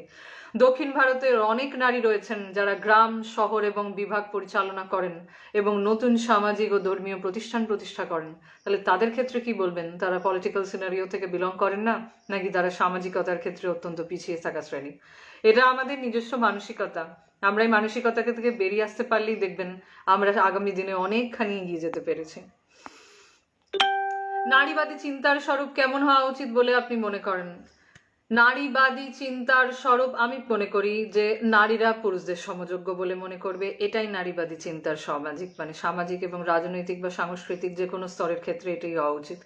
আমরা একে অপরের সমযোগ্য, আমরা একে অপরের পরিপূরক এবং আমরা একে অপরের পাশে না থাকলে সমাজ সুন্দর হবে না, এগোনো যাবে না। এটাই আমি মনে করি। নারীবাদের উৎপত্তি সম্পর্কে আমি এই বিষয় একটু বলতে চাই। যখন এই প্রাসঙ্গিক কথাটা উঠেই এসছে তখন আমি বলবো। অনেক অনেক ধন্যবাদ আমাকে স্বাগতম জানানোর জন্য। অবশ্যই আমি ফেমিনিজমের বিষয়টা আসছি এবং এটা নিয়ে আমি আলোচনা করব। Simon behaviour about feminism. দেখুন, পার্টিকুলার কোনো ব্যক্তিত্বকে নিয়ে আলোচনা করবার জন্য আজকের আলোচনা সভা কিন্তু ডাকা হয়নি। আজকের আলোচনা হচ্ছে ফেমিনিজমকে নিয়ে। তো সেই কারণে কিন্তু আজকে আর এই বক্তব্য। সুতরাং আমি আরো বলবো নারীবাদের বিষয় একটু আলোচনা করি। নারীবাদের উৎপত্তি কেউ জানি না কিন্তু কোথা থেকে হয়েছে। নারীবাদ করে চিৎকার করে যায়। নারীবাদ কে নিয়ে এলো, কোথা থেকে নিয়ে এলো, কেন নিয়ে এলো, এটা কিন্তু উল্লেখযোগ্য নয়। all the name you mentioned are played secondary role. হ্যাঁ, অবশ্যই সংকীর্ণতার জায়গা থেকে তো সেকেন্ডারি রোলটা প্লে করতে হয়। প্রথমে পুরুষ শাসিত সমাজ গিয়ে যুদ্ধে হেরে এসেছে। পুরুষরা তখন নিজেদের আধিপত্য প্রতিষ্ঠা করবার জন্য এগিয়ে গেছে। তাদেরকে বাঁচাবার জন্য নারীরা সমযোগ্যতা অর্জন করবার জন্য বেরিয়েছে। সেই জন্য তারা সারা জীবন সেকেন্ডারি রোল প্লে করে যায়। যেরকম দেখবেন আমার বাবা রোজগার করে, আমার বাবা আমাদের পরিবারকে রক্ষা করে আসছে, তাই ওটা একটা প্রাইমারি রোল। বাট আমার মা হাউস হোল্ড মেনটেন করছেন, আমার মা একজন হোম মেকার, বাট উনি সেকেন্ডারি রোল থেকে বিলং করেন। কেন? বিকজ আমার মা রোজগারে নয়। বিকজ আমার মা রোজগার করা যদি উনি করতেন, তা সত্ত্বেও যদি পরিবারকে রাখতেন, তবুও একজন পুরুষই বলতেন যে আমি শ্রেষ্ঠ। অথচ এই দায়িত্বটি একটি পুরুষকে দিয়ে দেওয়া হোক একদিনের জন্য, দুদিনের জন্য, হাঁপ ছেড়ে বাঁচার জন্য পালিয়ে, হাঁপ ছেড়ে বাঁচার জন্য ভয় পায়, ভাবে যে ওরে বাবা এত বড় একটা দায়িত্ব একটি মেয়ে পালন করতে পারে। তখন গিয়ে ক্রিটিসিজমের জায়গাটা তৈরি হয়। তখন গিয়ে এটা বলতে ইচ্ছা করে যে না না, প্রত্যেকের জায়গা, প্রত্যেকের দায়িত্ব, চরমতর দায়িত্ব, সেই দায়িত্বকে পালন করা এত সহজ কাজ নয়। একটা ছেলে যেরকম একটা মেয়ের ডিউটি পালন করতে পারে না, একটা মেয়েও দেখবেন একটা ছেলের ডিউটি পালন করতে পারে না। প্রত্যেকের মধ্যে কিছু সীমাবদ্ধতা থাকে, সেগুলোকে কম্প্রোমাইজ করে, স্যাক্রিফাইস করে তবেই আমাদের এগোতে হয়, তবেই আমাদের সমযোগ্য হয়ে উঠতে হয়। কাজে এইগুলো কোনো প্রাসঙ্গিক বিষয় নয় যে কে সেকেন্ডারি রোল প্লে করছে, কে প্রাইমারি। আমরা আমাদের মানসিকতা থেকে যদি এগোই তাহলে দেখবেন একজন প্রাইমারি রোল প্লে করবে, আবার সেই মানুষটাকে যদি যোগ্যতার আসীন না করা হয় তাহলে সেই মানুষটা সেকেন্ডারি হয়ে যায়। তো সুতরাং এটা পুরোটাই আমাদের মানসিকতার উপর নির্ভরশীল। এটা সমাজ কিভাবে আমাদের দেখিয়ে এসেছে, সমাজ কিভাবে প্রতিস্থাপন করে এসেছে, এটা তার উপর নির্ভরশীল নয়। চিন্তাধারা বদলান, চিন্তার বিষয়বস্তু বদলান, দৃষ্টিভঙ্গি বদলান, দেখবেন সব কিছু বদলে গেছে, সব সহজ হয়ে গেছে, সব কিছু বুঝতেও পারছেন, জানতেও পারছেন, দেখতেও পারছেন। নারীবাদ নিয়ে একটু বলি। নারীবাদের উৎপত্তি নারীকে অতিরিক্ত সুযোগ সুবিধা দেওয়ার জন্য কিন্তু হয়নি, এটা কিন্তু সত্যি কথা। নারীবাদ তত্ত্ব বা ফেমিনিস্ট থিওরির মূল কথা হচ্ছে লিঙ্গ সমতা নির্ধারণ এবং স্থাপন। সাম্য আনতে গিয়েও তত্ত্বের নামে শুধু নারী ট্যাগ লাগানো এবং এই তত্ত্বের মূল কথাকে অতিক্রম করে এর নাম নারীবাদ শব্দটি ধারণার সাথে পারস্পরিক বিরোধিতার শিকার হচ্ছে আজকের সমাজে। নারীবাদী বলতেই সুযোগ সুবিধা হাতিয়ে নেওয়া এমনটাই মনে করেন অনেকে, আপনারা সকলেই তাই মনে করেন। যে এক্ষুনি আমাকে বললেন সেকেন্ডারি রোল প্লে করেন, তার উদ্দেশ্যে বলবো, কিন্তু মূল নারীবাদ সাম্য চেয়েছে, অতিরিক্ত লাভ কিংবা লোকসানও নয়। মূল নারীবাদের ফোকাসে রেখেছে লিঙ্গ বৈষম্যকে এবং তারপর একে সমূলে উৎপাটন করতে। কাউকে দ্বিধাগ্রস্ত হয়ে যাতে বলতে না হয় নারীও তো মানুষ, বরং চোখ বন্ধ করে আত্মবিশ্বাসের সাথে যেন সবাই ভাবতে পারেন নারী পুরুষ উভয়েই মানুষ। দিস ইজ ফেমিনিজম, এইটাই নারীবাদ। নারীবাদ মানে নারীদের উদ্দেশ্যে শুধু বলা নয়, নারী পুরুষ সকলের সমতার উদ্দেশ্যে বলা। তো দ্যাট ইজ ফেমিনিজম। এইখানে ওয়েস্টার্ন বা ইন্ডিয়ান ফেমিনিজমের মধ্যে ডিসচার্জগত পার্থক্য হয় না। ফেমিনিজম বিষয়টাকে প্রথম থেকে জানতে হবে, বুঝতে হবে, তবে ফেমিনিজম নিয়ে ব্যাখ্যা করা সম্ভব। তো ফেমিনিজম মানে নারী এবং পুরুষ উভয়ই মানুষ, সুতরাং মানুষকে যোগ্যতা দিন, নারী পুরুষ উভয় মানুষ হিসাবে সমযোগ্য। এইটাই আজকের মূল বক্তব্য ছিল। নারী বা পুরুষ ইন্ডিভিজুয়াল দুটো সত্তা নয়, তাদের একটাই প্রধান সত্তা, তারা মানুষ। তাই একটি মানুষকে মনে আঘাত দিলে বা একটি মানুষকে দুঃখ দিলে একজনের যতটা কষ্ট হয়, আনন্দ দিলে যতটা আনন্দ হয়, ততটাই জানবেন একজন নারীও আনন্দ পায়, একজন পুরুষও দুঃখ পায়। আরো বলবো, ফেমিনিজম শব্দটি প্রথম পরিচিতি পায় ফ্রান্সে অষ্টাদশ শতকের শেষের দিকে। তখনও পর্যন্ত কিন্তু মার্কিন যুক্তরাষ্ট্রে এই শব্দটা অজানাই ছিল। এমনকি যাকে বলা হয় ফেমিনিজমের প্রথম ঢেউ, সেই সময়ও কিন্তু ফেমিনিজম শব্দটি আসেনি। ফ্রেঞ্চ শব্দ ফেমিনিজম থেকে উৎপত্তি হয়েছে ফেমিনিজম শব্দটির। এর প্রথম প্রবর্তিত হয় সমাজতন্ত্রবিদ চার্লস ফুরিয়ারের মাধ্যমে। ইংরেজি ভাষায় সর্বপ্রথম এর ব্যবহার এই আন্দোলনের দ্বিতীয় পর্যায়ে 1990 সালে আমরা পেয়ে থাকি। নারী নিজে কোনো সম্পত্তির অধিকার রাখতে পারত না যখন ফেমিনিজম শব্দটি ওখানে প্রতিস্থাপিত হয়েছিল। সমাজে লেসবিয়ান চিন্তা ভাবনার প্রভাব বৃদ্ধি পাচ্ছে, এটি কি পুরুষতান্ত্রিক সমাজের বিরুদ্ধে প্রতিবাদ নাকি মুক্ত চিন্তার বহিঃপ্রকাশ? আপনার মত? তাহলে এ থেকে প্রথমেই বলবো যে লেসবিয়ানিজমের পাশাপাশি তো গেদেরও প্রভাব বেড়েছে। তাহলে এটা কি নারীদের প্রতি একইভাবে সম্মান প্রদর্শন বলে আপনারা মনে করেন? যে ছেলেটি গে হচ্ছে বা যে মেয়েটি লেসবিয়ান হচ্ছে, সেটা কোথা থেকে হচ্ছে? সেটা বিল পাস হয়ে গেছে সুপ্রিম কোর্টে, নিজেদের স্বাধীন চেতা মানসিকতা থেকে হচ্ছেন। জীবনে ভালো থাকবার জন্য, ভালোবাসার মানুষটাকে পাশে রাখবার জন্য তারা লেসবিয়ান বা গে হচ্ছেন। একটি লেসবিয়ান বা গে কে আপনারা একইভাবে সাধারণ জীবনযাপনের ক্ষেত্রে পেল করে দিতে পারেন, বাধ্য করতে পারেন, তারা কি ভালো থাকবে? আপনি যে খাবারটি ভালোবাসেন তার পরিবর্তে যদি আপনাকে একজন অন্যের পছন্দের খাবার দিয়ে যাওয়া হয়, বা আপনি যেভাবে জীবনযাপনে বিশ্বাসী সেটাকে না রেখে যদি একজন অন্যের মতো করে ভিত্তিতে আপনাকে জীবনযাপন করতে বাধ্য করা হয়, তখন কি মনে হবে স্বাধীনতা আছে? তখন কি মনে হবে যে আমার প্রতি সমাজ জাস্টিস করলো? মনে হবে না। কিন্তু তখন কিন্তু মনে হবে এই সমাজের থেকে খারাপ কেউ নেই। ফলে লেসবিয়ানিজম এর পাশাপাশি গেদেরও তো প্রভাব বৃদ্ধি পেয়েছে। ব্যাঙ্গালোরে তো একটা ফুল ট্রেন চলছে গেদের নিয়ে, তারা অফিসে যাচ্ছে, শুধু গেদেরই অ্যালাউ করা হচ্ছে। তো সেক্ষেত্রে কই তো মেয়েরা কখনো কিছু বলতে যায় না? বা একটি মেয়েকে বিয়ে করলে বা একটি মেয়েকে কিস করলে বা তার হাত ধরে ঘুরলে তো সরি, তখন একটি ছেলেদের গাত্রদাহ হয়ে যায় যে একটা মেয়ে একটা মেয়ের সাথে ঘুরছে, একটা মেয়ে একটা মেয়ের সাথে থাকতে পারে কি করে? আরে বাবা, নিঃশ্বাস ফেলতে পারি, মানুষ হয়ে জন্মেছি যখন, নিঃশ্বাস নিতে পারছি প্রকৃতির এই বুক থেকে, এই প্রকৃতির বুক থেকে অক্সিজেন আমরা গ্রহণ করছি, পুরুষও অক্সিজেন নিয়ে বাঁচছে, মেয়েরাও অক্সিজেন নিয়ে বাঁচছে। কখনো কি শুনেছেন যে কখনো মেয়েরা কার্বন ডাই অক্সাইড নিচ্ছে, পুরুষ শুধুমাত্র অক্সিজেন নিয়ে বাঁচার অধিকার রাখে? তো সুতরাং প্রকৃতি যদি সকলের ক্ষেত্রে সমান দ্বার উন্মুক্ত করে রেখে দেয়, তাহলে সেক্ষেত্রে ফেমিনিজমই বা কি, লেসবিয়ানিজম বা কি, বা গেই বা কি? প্রতিটা মানুষ নিজেদের স্বাধীন সত্তা থেকে বেঁচে থাকবার অধিকার রাখে এবং প্রত্যেকের স্বাধীনতার জায়গা থেকে বাঁচার অধিকার রয়েছে পূর্ণ মাত্রায়, সুপ্রিম কোর্ট সেখানে যুক্তি দিয়ে দিয়েছে। সুতরাং সেক্ষেত্রে কিন্তু আমি বলবো যে এটা যথার্থ। তাহলে এবার আপনারাই বলুন যে আমি ন্যায্য কথা বললাম নাকি আপনাদের প্রশ্নটি ন্যায্য ছিল? যাই হোক, আমি পরের সমীক্ষায় চলে যাচ্ছি। নারী নিজে কোনো সম্পত্তির অধিকার তখন রাখতে পারতো না যখন এই ফেমিনিজমের বিষয়টা এসেছিল ফ্রান্সে এবং পরবর্তীকালে আমেরিকান মানে প্রভাব বিস্তারে। হতে পারে সেটা তার স্বামী, বাবা কিংবা ভাই। পুরুষতান্ত্রিক সমাজ যেখানে নারীকে নিজের সম্পত্তি বা অধিকারের একটি বাধ্যগত জায়গা হিসেবে চালিয়ে যাচ্ছিল, তখনই একটা ঢেউ এর শুরু হয় এই বৈষম্যগুলোর বিরুদ্ধে। সেটিকেই আজ আমরা জানি নারীবাদের প্রথম ধাপ হিসাবে। এটি একটি নির্দিষ্ট সময় জুড়ে চলেছিল। আনুষ্ঠানিকভাবে নারী আন্দোলনের বীজ বলা যায় এই সময়টুকুকে। অতীতে মাতৃতান্ত্রিক সমাজের কথা তো অত্যন্ত প্রয়োজনীয় বিষয়বস্তু, অবশ্যই। এটা ধরুন আমি যদি মানে প্রকৃতিগত দিক থেকে দেখি, তখন আমি বিষয়টা দেখতে পারবো যে প্রকৃতিকেই মা বলা হয়। এবং তার পাশাপাশি আমি দেখেছি যে আমাদের পুরাণ যেটা রয়েছে সেখানে আমরা দেখেছি মানে একজন মেলকে বলা হচ্ছে যে উনি পুরুষ, অর্থাৎ উনি এই ব্রহ্মাণ্ডকে রক্ষা করে আসছেন।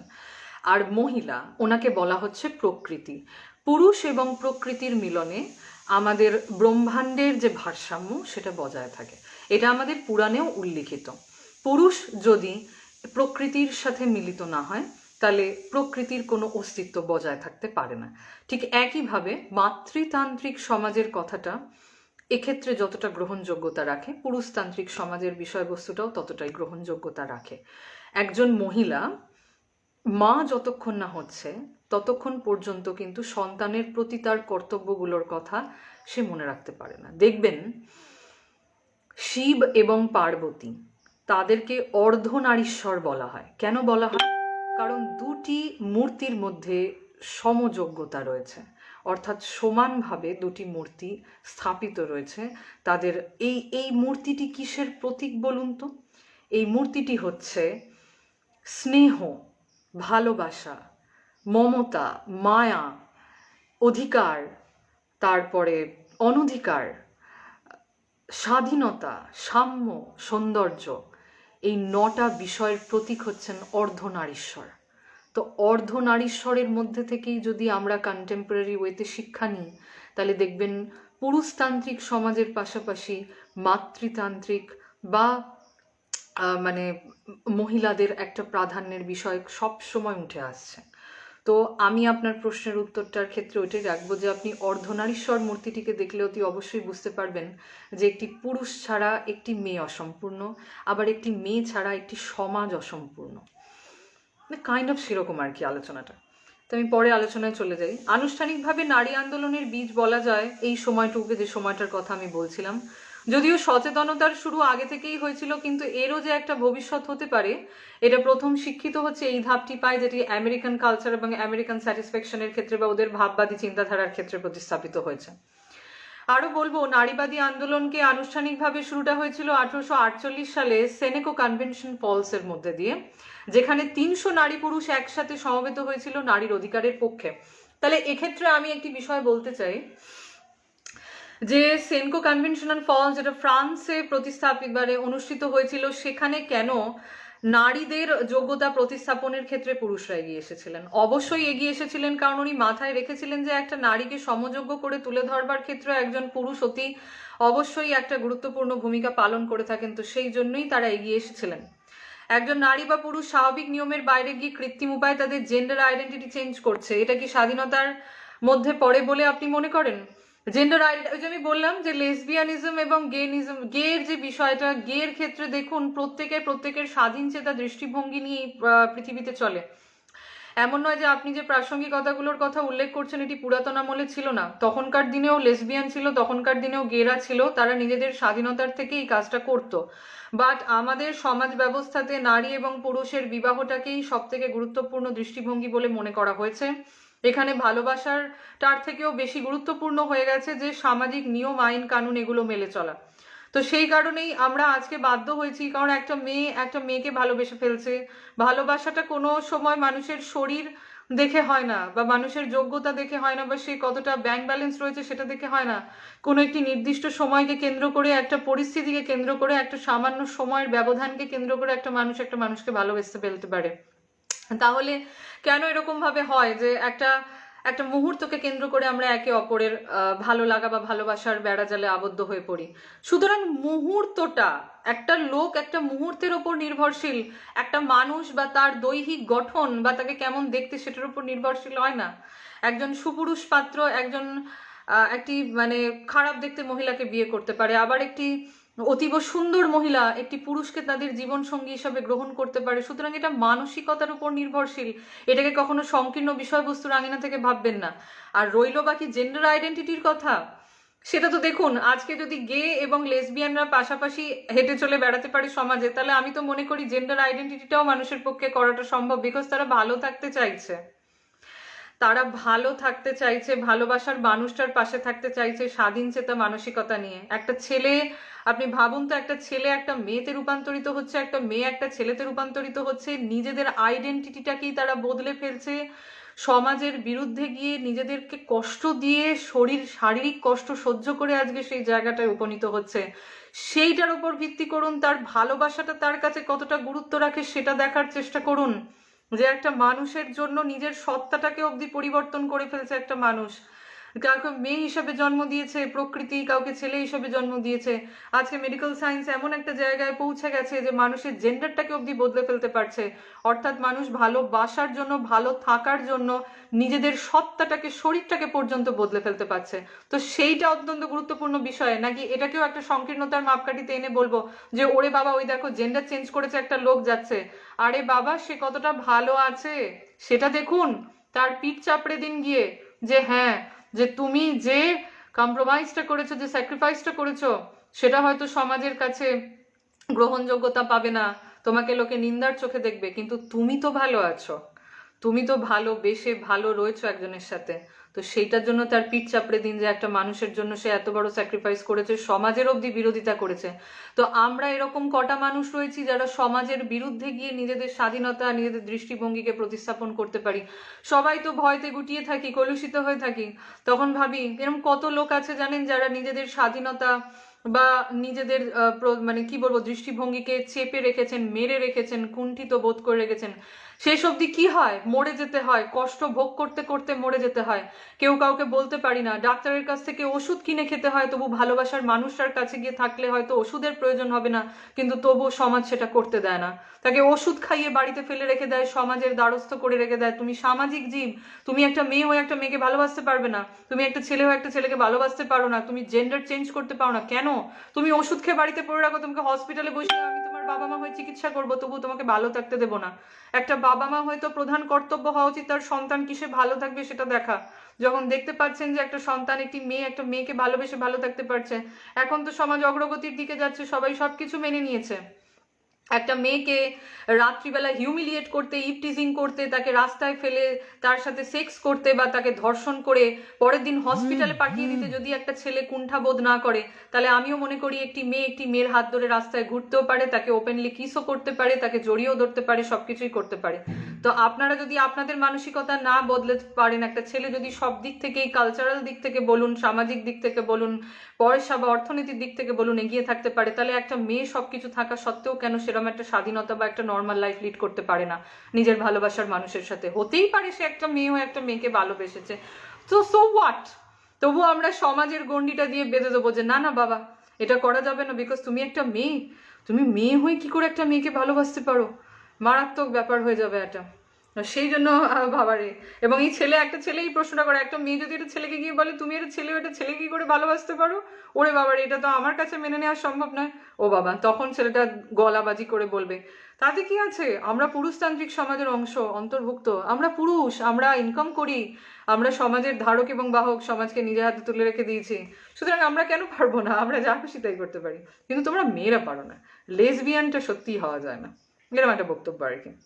Do you agree or not? Man is born free, but everyone he is in chains. তো সেরকম ভাবে বজায় রাখতে গেলে তো প্রথমে আমি এটাই বলতে পারি যে একটা মেয়েকে প্রথমে জন্মাবার পর থেকেই চেইনসের মধ্যে আবদ্ধ থাকতে হয়। প্রথমে বাবার কাছে, তারপর বিয়ে হয়ে গেল স্বামীর কাছে, তারপর স্বামী সন্তান হলো সন্তানের কাছে। তাহলে তো মেয়েদেরকে এমনি আটকে রাখা হচ্ছে চেনে। আবার কিছু মেয়ে আছে যারা সারা জীবন বিয়েও করে না, তবুও সামাজিক গণ্ডির মধ্যে আবদ্ধ থাকে। যদি গণ্ডিভুক্ত করতে হয় তাহলে তো এটাই বলতে হয় যে সমাজ প্রত্যেকেই একটা গণ্ডির মধ্যে বেঁধে দিয়েছে, সুতরাং তার বাইরে আপনি আমি কেউই বেরোতে পারবো না। আর বাকি রইল গণ্ডি, সে তো মানসিকতার গণ্ডি। যেদিনকে আপনি স্বাধীন চেতা হবেন, অন্যকে স্বাধীনতা দিতে পারবেন, তবেই জানবেন নিজের স্বাধীনতা ভোগ করতে পারবেন। যতদিন অন্যজনের স্বাধীনতা হরণ করে নেবেন, অন্যজনকে স্বাধীনভাবে বাঁচতে দেবেন না, জানবেন নিজেও স্বাধীনভাবে বাঁচতে পারবেন না। যা চিরাচরিত হয়েছে তার বাইরে যদি বেরোতে পারেন তবেই ভালো থাকবেন, নইলে ভালো থাকা সম্ভব নয়। যাই হোক, প্রায় আলোচনা শেষের দিকে, 9টা বেজে গেছে। কখন এতটা সময় চলে গেল আপনাদের সকলের সাথে আমি ভাবতেও পারিনি। 1960 থেকে 1980 সালের সময়কালকে ধরা হয় নারীবাদী আন্দোলনের দ্বিতীয় ধাপ। নারীর ব্যক্তিগত ও রাজনৈতিক জীবন যে পুরোপুরি আত্মনির্ভরশীল, এই বোধটি জেগে ওঠে এই ধাপে। ক্যারল হ্যানিসের একটি প্রবন্ধের শিরোনাম ছিল দি পার্সোনাল ইজ পলিটিক্যাল। তখন যেন নারীবাদেরই সমার্থক একটি স্লোগান হয়ে উঠেছিল বিষয়টি। এই স্লোগানে মুখর হয়ে ওঠে সম অধিকারের এই আন্দোলনটি। দ্বিতীয় ধাপের ভুলগুলো শুধরোতে যাত্রা শুরু হয় তৃতীয় ধাপের নেতৃত্বে থাকা ব্যক্তিরা। দ্বিতীয় ধাপের সুবিধা ভোগকারী নারীবাদের সীমাবদ্ধতা থেকে বেরিয়ে আসাই ছিল এদের মূল উদ্দেশ্য। নিম্নবিত্ত ও অন্যান্য সংস্কৃতির নারীদেরকেও এই ধাপে এসে সংযুক্ত করা হয় আন্দোলনের সাথে, এবং বাস্তব জীবনের কোষ্ঠী পাথরে নারীবাদকে যাচাই করে নেওয়া শুরু হতে থাকে। তাহলে তখন থেকেই যদি নারীকে মেনে নেওয়া হতে থাকে যে নারীরা এই সমাজের অন্তর্ভুক্ত এবং তারা পারবে, তো সুতরাং সেক্ষেত্রে তো আমি বলতে পারি যে এটা অবশ্যই একটা গুরুত্বপূর্ণ বিষয়। তারা যদি এই যে আমরা যদি বিদেশি ভাবধারাকে মেনেই নিতে পারি, তাহলে আমাদের এই কালচারটাকে আগে মেনে নেওয়া উচিত। তারা নারীকে সবসময় এগিয়ে দেয়। বাংলাদেশে দেখুন, প্রধানমন্ত্রী একজন নারী, তাকে এগিয়ে দেওয়া হয়েছে। কিন্তু ইন্ডিয়াতে একজন প্রধানমন্ত্রী, আমাদের ইন্দিরা গান্ধীর পরে আর কেউ নারী হতে পারেননি। এমনকি ফিমেল বয়েজ হিসেবে যদি আপনি ভয়েস রেজ করতে চান, তখনও আবার এটা মনে করিয়ে দেওয়া হয় আপনি কিন্তু একজন নারী। আপনাকে কিন্তু ভয়েস রেজের ক্ষেত্রে একটা জিনিস মাথায় রাখতে হবে, আপনি একজন মহিলা। তাহলে আপনারা ভেবে দেখুন যে আপনারা ওয়েস্টার্ন থেকে ইন্ডিয়ান কালচার এখনো কতটা পিছিয়ে রয়েছে শিক্ষাগত যোগ্যতার দিক থেকে। যেমন ধরুন, কন্যা সন্তানকে বড় করা হচ্ছে প্রতিবেশীর বাগানে জল দেওয়া। এটা আমরা অনেকেই মনে করি। আপনি তাদেরকে বড় করবেন, সকল রকম বিপদের হাত থেকে তাদেরকে রক্ষা করবেন, তাদের বিয়ে ও বিয়ের পণের জোগাড় করবেন, কিন্তু অবশেষে তারা আপনাকে ছেড়েই চলে যাবে। এটাই তো নিয়তি, এটাই তো সত্যি। ছেলেরা নিদেন পক্ষে বংশ রক্ষা করবে, বৃদ্ধ বয়সে বাবা মায়ের দেখাশোনা করবে, এবং বাবা মায়ের শেষকৃত্য তারাই সম্পাদন করবে। এটা আমাদের একটা নৈতিক ভাবধারা। অনেক সময় তো এরকম হয়, যখন একটি মেয়ে বিয়ে হয়ে চলে যায়, যখন তার বাবা মার মৃত্যু হয়, ডেথ হয়ে যায়, তখন একটি মেয়েকেই কিন্তু এসে তার মা বাবার পিণ্ডদান করতে হয়, তার নিজের বাবা মার। সুতরাং ছেলেটি ছেলেটির বাবা মার ক্ষেত্রে করছে, মেয়েটি মেয়েটির বাবা মার ক্ষেত্রে করছে। তো সুতরাং বাবা মার মধ্যে কোনো পার্থক্যীকরণ হয় না। ছেলেটির বাবা মাও তার কাছে যতটা গুরুত্বপূর্ণ, মেয়েটির বাবা মাও আমি মনে করি ছেলেটির কাছে ততটাই গুরুত্বপূর্ণতা রাখা উচিত। দেখুন, কন্যা সন্তানকে লেখাপড়া শেখানোর কোনো কারণ নেই, এটা আমরা মনে করে থাকি। তাদের স্বাধীনতা দেওয়ার বা তাদের ইচ্ছানুসারে কোনো কাজ করতে দেওয়ার মানেই হয় না যতদিন না তাদের বিয়ে হয়। কারণ এই সমস্তই পরিবারের অতিরিক্ত দায় মনে করা হয় কন্যা সন্তানকে পড়াশুনো শেখানো, সামনের দিকে এগিয়ে নিয়ে যাওয়ার ক্ষেত্রে। তো এইগুলো থেকে বেরিয়ে আসতে হবে। বাস্তবটা দেখুন, পিতৃতান্ত্রিক সমাজের এটাই নিয়ম। এর বিরুদ্ধে প্রতিবাদের কিন্তু সময় এসেছে। সাধারণ মানুষ তার ছেলের বিয়েতে যতটা খরচা করে, মেয়ের বিয়েতে ততটাই কিন্তু খরচা করে। এই চালাকি করে বলা হয় আমরা মেয়ের বিয়েতে পণ দিলাম। মূলত মেয়েকে এটা পরোক্ষভাবে বলে বোঝানো হয় যে পৈতৃক সম্পত্তিতে তোমার কোনো অধিকার কিন্তু আর নেই। অথচ এই পণটা দিয়ে কিন্তু তাকে অন্যের দ্বারস্থ করে দেওয়া হলো। তাই কি সত্যি একটা মেয়ের কি কোনো সময় কোনো অধিকার থাকে না বিয়ের পর তাদের বাবা মায়ের সম্পত্তির ক্ষেত্রে? সব সময় মনে রাখবেন, পণ দেওয়া ও নেওয়া দুটোই কিন্তু শাস্তিযোগ্য অপরাধ। আমরা কিন্তু এটা মাথায় রাখি না। একটি ছেলে একটি মেয়েকে তখনই গ্রহণ করতে পারে যদি তাদের ব্যাংক ব্যালেন্স থাকে, সে মেয়েটিকে যাতে সুশ্রী হয়, সেই মেয়েটির অনেক পয়সা থেকে এগুলো দেখে। প্রতিটা মেয়ে কিন্তু এক একটাই পৃথিবীর সম্পদ, জানবেন। আপনি যাকে নিয়ে যাচ্ছেন শুধুমাত্র বংশবিস্তারের মাধ্যম হিসাবে নয়, সে আপনার কুলকে রক্ষা করবে, বংশকে রক্ষা করবে সমযোগ্যতায়, সমভাবে। সুতরাং তার সম্মানটা আগে রক্ষা করুন। তাকে কখনো পণ্যের বিনিময়ে বিক্রি করে দেবেন না। আমি যেটা আগে বলছিলাম, she is not a materialistic, it is a materialistic world, but why don't you try to be a idealistic person? কেন এটা হবেন না আপনারা? সবাই তো সব সত্যিটাই জানি, তবু একটু ডিফারেন্সিয়েট করে, একটু ডিফারেন্সিয়েট ওয়েতে ভাবতে অসুবিধা কোথায় আছে? হ্যাঁ, আপনার মত অনুযায়ী তাহলে দেখছি সবাই জেন্ডার চেঞ্জ করলে কোনো অসুবিধা নেই। এটা কি যুক্তিসঙ্গত মত? কেন, আপনি কি জেন্ডার চেঞ্জ করেছেন? আমি কি জেন্ডার চেঞ্জ করেছি? আপনার মনে হয় যে পৃথিবীর সবাই লেসবিয়ান এবং গে? তো তো তাদেরকে কি একটু জিজ্ঞাসা করুন না, পৃথিবীতে সবাই কি সবকিছু করছে? সব চোর, সব মানুষ কি চুরি করে? সব মানুষ কি লোকের বাড়িতে ঢুকে খুন করে? সব মানুষ কি ডাকাতি করে? নাকি সব মেয়ে প্লেন চালাতে পারে? সব মেয়ে গিয়ে পার্লামেন্টে বক্তৃতা রাখতে পারে? সব মেয়েই একটা লোকের জীবন পরিবর্তন করে দিতে পারে? তো সেই প্রশ্নগুলো আসে না কেন? আমাকে এই প্রশ্নগুলো করবার আগে একবার নিজের দিকটা তাকিয়ে দেখুন না, যে প্রশ্নগুলো যুক্তিসঙ্গত কিনা।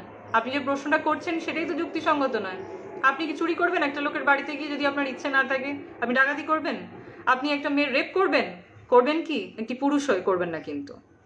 তো সুতরাং যারা এগুলো করছে তাদের মুক্তপন্থা মানসিকতা থেকে, তাদের জীবনের চাহিদার জায়গা থেকে যে শাস্তি ভোগ করছে, সবটাই জীবনের চাহিদা। যে খুন করে সে কিন্তু খুন করার সময় জানে তার শাস্তি হতে পারে, যদি সে ধরা পড়ে যায় তার ফাঁসি হবে, কিন্তু সে তার জীবনের প্রয়োজনীয় জায়গা থেকে খুনটা করেছে। তো সুতরাং যে যা করছি সেটা নিজেদের মূল্যবোধ, নিজেদের প্রচেষ্টা, নিজেদের আনন্দ, নিজেদের নিরানন্দ, সেই জায়গা থেকে। তো সুতরাং পুরোটাই যুক্তি তর্কের ওপর নির্ভরশীল। I think that it would be very helpful if question answer session will be arranged after completing ma'am's lecture. Oh, thank you so much, sir. এটা অনেকেই হয়তো মেনটেন করছেন না, but I believe that you are a true gentleman person, and that's why you were saying, that's why you are believing in honoring me as a woman. So that's why you are prevailing me such a place, such a platform to rearrange my words and take it seriously in front of the media. So thank you so much for giving me the opportunity to prove myself as best as I can and giving me the instinct to be whatever I want to. হ্যাঁ, পুরুষেরা নিশ্চয়ই সমাজে শোষিত হয়। এ বিষয়ে নারীদের বক্তব্য কি? এ বিষয়ে নারীদের একটাই বক্তব্য, যে পুরুষরা যখন শোষিত হচ্ছে, জানেন তো আমাদের পৃথিবীটা শোষিত এবং শাসিতেরই পৃথিবী। তো আমি এই বিষয়ে বলতে চাই, যখন আপনি শোষিত হচ্ছেন বা শাসিত হচ্ছেন, তখন আপনি সেখানে গিয়ে কেন মন্তব্যটা রাখেন না যে আমাকে আপনি শোষণ করতে পারেন না? এই জায়গাগুলো ক্লজ, এই জায়গার বাইরে না আপনি শোষিত হতে পারবেন, না আপনাকে কেউ শাসন করতে পারবে। তো সুতরাং ভয়েসটা রেইজ সেখানে করা উচিত যেখানে মনে হচ্ছে আপনাকে কেউ ইজি গোয়িং ম্যাটার হিসাবে নিচ্ছে, ম্যাটেরিয়ালিস্টিক ম্যাটার হিসাবে নিচ্ছে। নিজেদেরকে সেই জায়গায় উপনীত করছেন বলেই কিন্তু আজ শোষিত হচ্ছেন। মেয়েরা নিজেদেরকে সেই জায়গায় উপনীত করছে বলেই আজ শাসিত হচ্ছে পুরুষদের দ্বারা। যদি সেই ধ্যান ধারণা বা প্রাসঙ্গিকতা থেকে বেরিয়ে এসে নিজেকে প্রতিস্থাপিত করতে পারতো, আমার মনে হয় না এই শোষিত বা শাসিত এই ধরনের কোনো কথা বিলং করতে পারতো। এ প্রসঙ্গে একটা কথা বলি, আমি নিজে পলিটিক্যাল সায়েন্সের স্টুডেন্ট ছিলাম। কার্ল মার্কসের চিন্তাধারায় আমি বিশ্বাসী ছিলাম। কার্ল মার্কস এবং এঙ্গেলস, এই দুই মানুষ কি বলেছে বলুন তো? সমাজটা তৈরি হয়েছে শোষিত এবং শাসিত শ্রেণী। এক শ্রেণী যদি শাসন না করে, এক শ্রেণী যদি শোষিত না হয়, তাহলে কোনোদিনই আমাদের সমাজের মধ্যে সমতা বিষয়টা লক্ষিত হবে না। একটা শ্রেণীর মধ্যে যদি সমতা বজায় না থাকে, সেটা পারিবারিক ক্ষেত্রে হোক, সাংস্কৃতিক ক্ষেত্রে হোক, রাজনৈতিক ক্ষেত্রে হোক, অর্থনৈতিক ক্ষেত্রে হোক, তাহলে জানবেন এই শোষিত এবং শাসিতের লড়াই সারা জীবন অব্যাহত থাকবে। সমতা দিন, সমযোগ্যতা দিন, দেখবেন প্রত্যেকে স্বাধীনভাবে পরিচালন করতে পারছেন, প্রত্যেকে স্বাধীনভাবে ঘুরে বেড়াতে পারছেন। তাই নিজের মানসিকতা বদলান, নিজের বৈশিষ্ট্যও বদলে যাবে। দেখবেন যে কোনো ক্ষেত্রেই নারীকে, বাস্তবতাকে আমাদের গ্রহণ করতেই হবে। একটা ছোট উদাহরণ দিই, বৃদ্ধাশ্রমগুলোতে গেলেই বুঝতে পারা যায় ছেলেরা বাবা মায়ের দেখাশোনা কতদূর করে। বরং অনেক ক্ষেত্রেই দেখা যায় বৃদ্ধ বয়সে বাবা মায়ের দেখাশোনা কিন্তু মেয়েরা করছে। এটার ক্ষেত্রে যদি আমি আপনাকে পাল্টা প্রশ্ন করি, এটা কেন? একটা মেয়ে তো রোজগার করে, একটা মেয়ে নিজের লাইফকে সেট করে নিয়েছে, তাহলে একটা ছেলে তার বাবা মাকে বাড়ি থেকে তাড়িয়ে দেয় কেন? একটা মেয়ে তো কখনো এরকম মানসিকতা রাখে না। কোনো খুব কম সংখ্যক মেয়েকে দেখেছি যারা বাবা মাকে বাড়ি থেকে তাড়িয়ে দিচ্ছে। হাজার অত্যাচার হয়েছে, হয়তো নিজে যখন বাড়িতে ফিরে এসেছে, way back to her home, তখন আমি দেখেছি যে এই জিনিসটা এসেছে, এরকম বিষয়টা যে বাবা মা তাকে গ্রহণযোগ্যতা দিচ্ছে না। তুমি বাড়ি থেকে বেরিয়ে যাওয়ার পর কি করে বাড়িতে আসতে পারো? বাবা মাকে এই গ্রহণযোগ্যতা সে তার কাছ থেকে পায় না। তো সুতরাং ভাবুন তার জীবনের অবস্থানটা কোথায় গিয়ে দাঁড়িয়েছে। তারপরেও কিন্তু দেখা যায় যখন সেই বাবা মা বৃদ্ধ হয়ে গেল, তখন সেই মেয়েটি তাদেরকে ধরে ধরে নিয়ে চলে, তাদের ওষুধপত্র এনে দেয়, ডাক্তার দেখায়, তাদের চিকিৎসা করে, তাদের পাশে থাকে, সব দুঃখ কষ্ট ভুলে গিয়ে পাশে থাকে।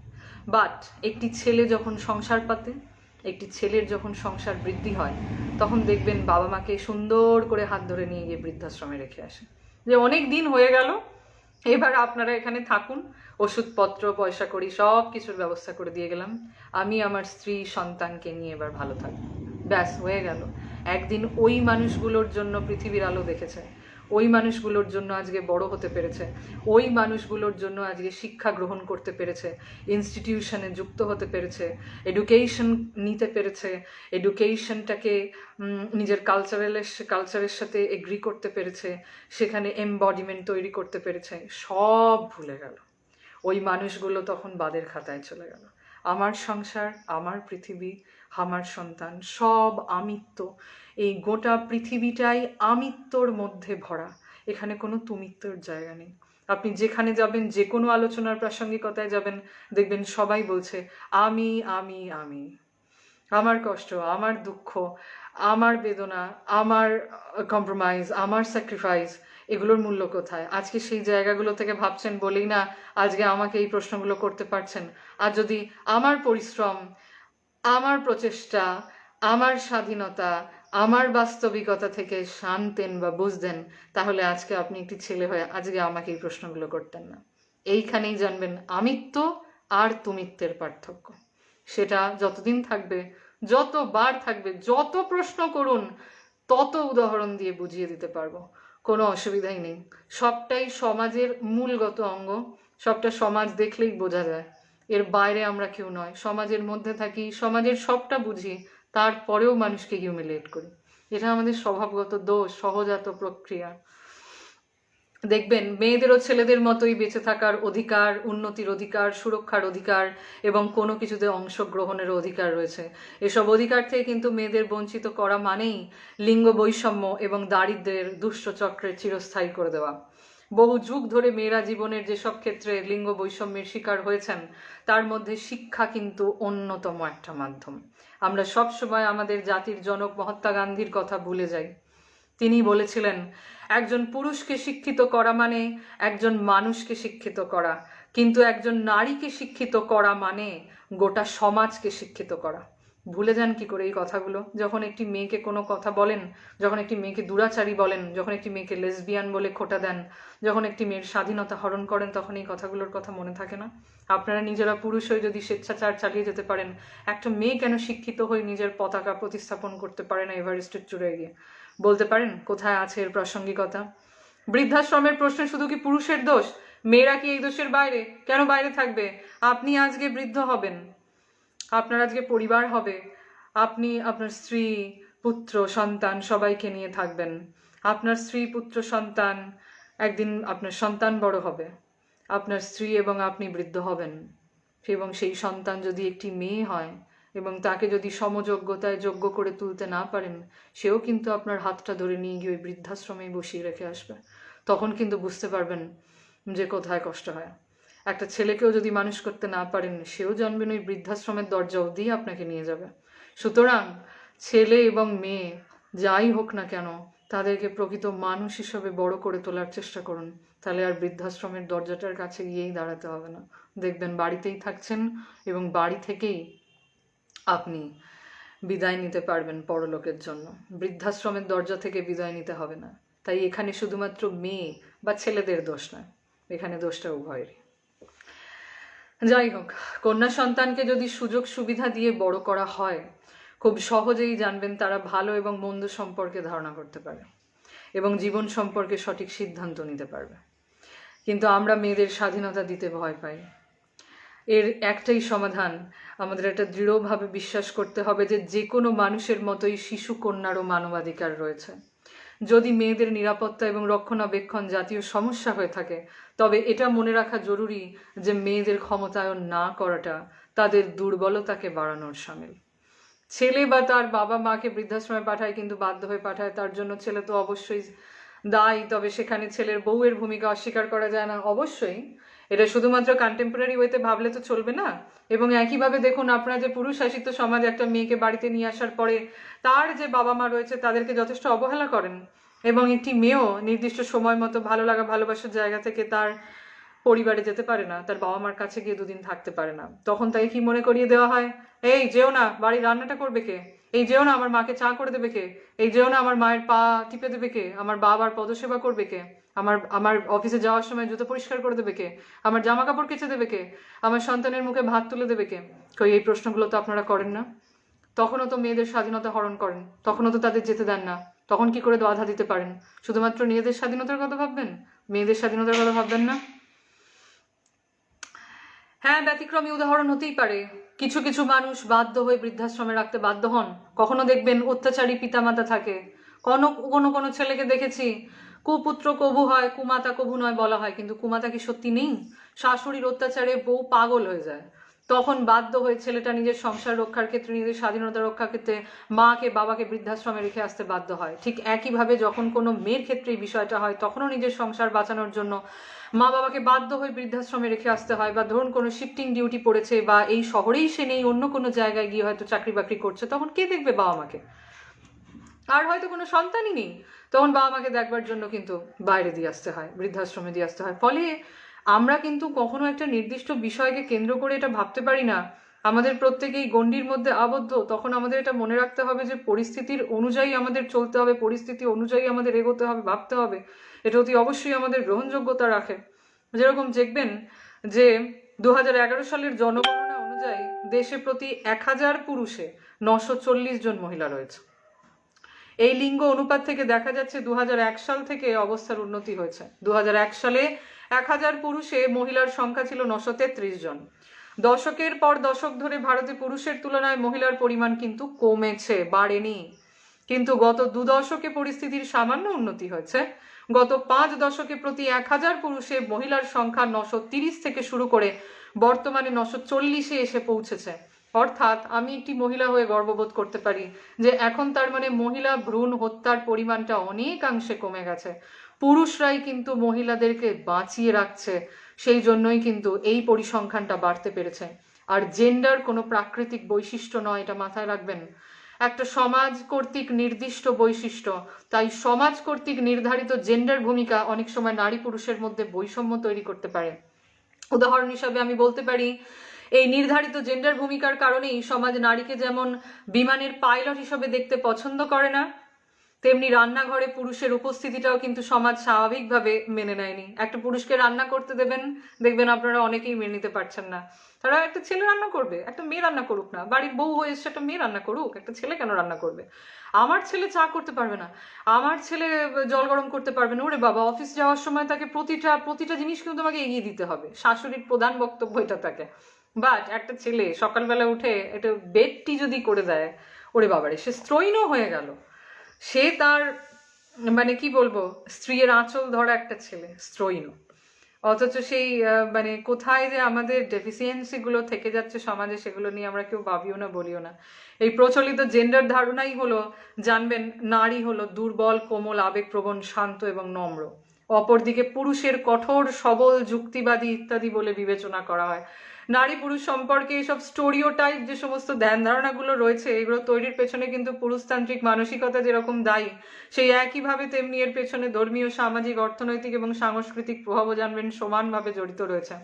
চর্যাবতকে যদি বাংলা সাহিত্যের প্রথম নিদর্শন হিসেবে ধরা হয়, তাহলে বাঙালি সংস্কৃতি তথা বাঙালি জাতির বয়স 1000 বছরের কিন্তু কম নয়। এই 1000 বছরের ইতিহাস খুঁজলে আমাদের সমাজে কেবল নারীদের অধস্তন অবস্থায় কিন্তু চোখে পড়ে। শিল্প, সাহিত্য, রাজনীতি, অর্থনীতির মাঠে নারীরা অংশগ্রহণ থাকলেও সেটা পুরুষের তুলনায় কিন্তু আজও অনেকখানি নগণ্য রয়েছে। সেটা কেন? সেটা শুধুমাত্র পুরুষতান্ত্রিক মানসিকতার জন্য। নারীদের এই পিছিয়ে থাকার কারণ যে তাদের মেধা শক্তি বা যোগ্যতার অভাব ছিল, সেটা কিন্তু মোটেই ভাববেন না। জ্ঞান বিজ্ঞানের বিভিন্ন স্তরে, বিভিন্ন ক্ষেত্রে, আধুনিক যুগে নারীদের সফলতার চিত্র থেকেই কিন্তু সহজেই সেটা বোঝা যায়। নারীর এই অধস্তনতার কারণ হিসাবে তাই পুরুষতান্ত্রিক ধর্মীয় ও আর্থসামাজিক কাঠামোকে দায়ী করা যায় বলেই আমি মনে করি। ভারতীয় উপমহাদেশে ইংরেজ শাসনামলে ইংরেজি শিক্ষার বিস্তার, রাজা রামমোহন রায়, ঈশ্বরচন্দ্র বিদ্যাসাগর, বেগম রোকেয়া সাখাওয়াত হোসেন প্রমুখ ব্যক্তিবর্গের সমাজ সংস্কার আন্দোলনের ফলে এদেশে নারী শিক্ষার বিস্তার এবং নারী জাগরণেরও কিন্তু সূচনা হয়েছে, এবং সেগুলো কিন্তু একটি পুরুষতান্ত্রিক সমাজ ব্যবস্থার দিক থেকে এগিয়ে আসা হয়েছিল। কাদম্বিনী গাঙ্গুলি, যেটি এখন বর্তমানে সিরিয়াল হিসেবে দেখা হচ্ছে, সেখানে কি আপনারা দেখেছেন যে তার পাশে যিনি রয়েছেন তিনি একজন পুরুষ? কিন্তু কাদম্বিনীকে অনেকেই কিন্তু বিয়ের পরামর্শ দিয়েছিল, তাদেরকে কিন্তু কাদম্বিনী বিয়ে করেননি। সমাজের উচ্চস্তরীয় স্থান থেকে কিন্তু তার জন্য বিয়ের পরামর্শ এসেছিল, বাট তিনি কিন্তু করেননি। তিনি ওই পুরুষটিকেই বেছে নিয়েছেন যে তার স্বাধীনতা হরণ করবে না, সমাজে তাকে এগিয়ে নিয়ে যেতে সাহায্য করবে। তা আমাদেরও এটাই উচিত হওয়া, যে পুরুষ আমাদের স্বাধীনতা দেবে তাদের সাথেই আমাদের সঙ্গবদ্ধভাবে এগিয়ে চলা উচিত, এবং একইভাবে যে নারী কোনো পুরুষকে স্বাধীনতা দেবে তার সাথেই কিন্তু আমাদের সহাবস্থান করা উচিত বলেই আমি মনে করি। আমরা সকলে সংস্কার মুক্ত হওয়ার কথা বলি, আসলে আমরা সংস্কার মুক্ত হতে পেরেছি কি? সংস্কার সমাজ কর্তৃক সৃষ্টি হয়, সমাজ সংস্কারের বেড়াজালে আবদ্ধ থাকে। এই সমাজকে কতিপয় শ্রেণী তাদের নিজের পায়ে দলিত করে সমাজ ব্যবস্থার নিয়ম নীতি মেনে চলেন। এটা যদি শুরু হয়ে থাকে তাহলে বলবো যমরাজ যিনি রয়েছেন, চিত্রগুপ্ত যিনি আমাদের ধারক বাহক নিধক হিসাবে কাজ করেন, তিনি প্রথম দিন থেকেই আমাদের ভাগ্য নির্ধারণ করে আসছেন। যেদিন থেকে আপনি জন্মালেন তার পরের দিন থেকেই জানবেন আপনি নিজের যে ক্ষমতা সেটাকে বিলি করে দিয়েছেন। আপনি সমাজের কাছে দ্বারস্থ হয়ে গেছেন, দায়গ্রস্ত হয়ে পড়েছেন। কিভাবে? আমিও বলে দিচ্ছি। প্রথম যখন একটি সন্তান জন্মাবার পর আমার একটি বন্ধু আছেন, তিনি আমাকে সেদিনকে এই উদাহরণটা দিয়েছেন, এবং আমি উদাহরণটা আপনাদের সামনেও রাখতে চাই। যে একটি সন্তান যখন জন্মায়, তারপর যখন আমরা প্রথম কান্না অর্থাৎ কাঁদি, তখন কিন্তু আমরা নিজের যে অসুবিধা, নিজের যে কষ্ট, অর্থাৎ আমাদের তখন মিল্ক ফিডিংয়ের প্রয়োজন হয়, সেটা আমরা কাকে জানাচ্ছি? নিজের মাকে। অর্থাৎ প্রথম থেকেই কিন্তু আমরা আমাদের দৃষ্টিভঙ্গি বিক্রি করতে শুরু করে দিলাম সমাজে আসার পর থেকে। কেন বিক্রি করতে শুরু করে দিলাম? কারণ আমরা জানি আমরা সংস্কারের গণ্ডিতে আবদ্ধ সামাজিক জীব। আমরা যদি নিজেদের অধিকার বোধকে সমাজের সামনে বজায় রাখতে না পারি, তাহলে এই সংস্কারগত দিক থেকে কখনোই মুক্তি স্থাপন করতে পারবো না। ফিরে আসতে হবে সেই সংস্কারের গণ্ডির মধ্যে। তাই মানসিকতাকে আধুনিক করুন, মুক্ত চিন্তা করুন, দেখবেন সংস্কার মুক্ত হয়ে গেছে এই পৃথিবী। অতীতের তুলনায় বর্তমানে সব ক্ষেত্রে আমরা দেখে থাকি নারীর অংশগ্রহণ বাড়লেও নারী এখনো নানা জায়গায় নানা বৈষম্যের শিকার হচ্ছে। এসব বৈষম্যের কারণ খুঁজতে গেলে সেই পুরুষতান্ত্রিক মানসিকতা, রাষ্ট্রীয় বৈষম্যপূর্ণ আইন কানুন এবং ধর্মীয়, সামাজিক ও সাংস্কৃতিক ভূমিকার উপরেই কিন্তু আমাদের উপস্থিতি দেখতে পাওয়া যায়। তো এইটাই ছিল আজকের বক্তব্য, যে নারী পুরুষ সমবেতভাবে যদি না থাকে, অর্থাৎ নারী এবং পুরুষ উভয়ই হচ্ছেন সমযোগ্যতাপূর্ণ মানুষ, এবং তাদেরকে পারিপার্শ্বিক দিক থেকে লক্ষ্য করলে, সমযোগ্যতার দিক থেকে লক্ষ্য করলে উভয়কেই মানুষ হিসেবে গ্রহণযোগ্যতা দিতে হবে, এবং সেখানেই জানবেন নারীবাদ এই শব্দটির প্রধান প্রাসঙ্গিকতা থেকে যায়। তাই আমি আজকে আপনাদের কাছে হয়তো বিদায় নিতে বাধ্য হব, কারণ অনেকটা সময় আপনাদের নিয়ে ফেলেছি, হয়তো অনেক বাড়তি কথা বলে ফেলেছি, যেটা হয়তো অনেক ক্ষেত্রে গ্রহণযোগ্যতা রাখেনি, আবার অনেক ক্ষেত্রে গ্রহণযোগ্যতা রেখেওছে। জানি না কতটা ভালো করে বলতে পেরেছি, ম্যাটারটাকে কতটা আপনাদের সামনে তুলে ধরতে পেরেছি। তবে আবারও ভয়েসকে অনেক অনেক অভিনন্দন এবং শুভেচ্ছা, আমাকে এমন গুণীজনের সামনে আসীন হওয়ার জন্য, এত গুণী মানুষের সামনে নিজেকে প্রতিস্থাপিত করবার সুযোগ করে দেওয়ার জন্য। So thank you so much. আজকে আপনাদের সামনে শেষে এইটুকুই আর্জি রাখতে চাইব, ভবিষ্যতে যদি আবার আপনারা মনে করেন যে আমাকে দেখতে চান এবং আমার কথা বিশ্বের দরবারে রাখতে চান, তাহলে অতি অবশ্যই আমি সানন্দে আপনাদের কাছে আসব। আর আজকে সত্যি কথা বলছি, যদি কিছু আমার কথোপকথনের মধ্যে দিয়ে শিখে থাকেন, যদি কোথাও মনে হয় থাকে যে আমি আপনাদের একটু হলেও ইন্সপায়ার করতে পেরেছি, তাহলে সেগুলোকে নিজের জীবনের পাথেয় হিসাবে গ্রহণ করবেন, সেগুলোকে জীবনে এগিয়ে নিয়ে যাওয়ার মাধ্যম হিসাবে গ্রহণ করবেন। সমালোচনাকে as a beauty of life, as a lesson of life গ্রহণ করবার চেষ্টা করুন। কনস্ট্রাকটিভ ওয়েতে সমালোচনা করবার চেষ্টা করুন, দেখবেন আপনার অগ্রগতি কোনোদিন কোনো সমাজের বেড়াজালে আটকাবে না, কোনোদিন কোনো পুরুষ বা নারী সত্তার মধ্যে আটকে থাকবে না। আপনি ইন্ডিভিজুয়াল মানুষ হিসাবে সমাজের বুকে প্রতিষ্ঠা লাভ করতে পারবেন, এগিয়ে যেতে পারবেন। অনেক অনেক ধন্যবাদ আমাকে সময় দেওয়ার জন্য, আমার পাশে থাকবার জন্য, এবং এই প্রোগ্রামটিকে সাফল্যমণ্ডিত করবার জন্য। আমি সঞ্চারী ভট্টাচার্য আজকে সকলের কাছে বিদায় নিচ্ছি। ভালো থাকবেন, সুস্থ থাকবেন। আবারও আপনাদের সকলের কাছে বিনীত অনুরোধ, নিজেদের খেয়াল রাখবেন, এই প্যান্ডেমিক সিচুয়েশনের মধ্যে নিজেদের শরীরের খেয়াল রাখবেন, মনের খেয়াল রাখবেন, প্রতিটা মানুষের মনের খেয়াল রাখবেন, দেখবেন আপনারা সব সময় ভালো থাকবেন। Thank you so much. Have a very good night to all of you. Thank you.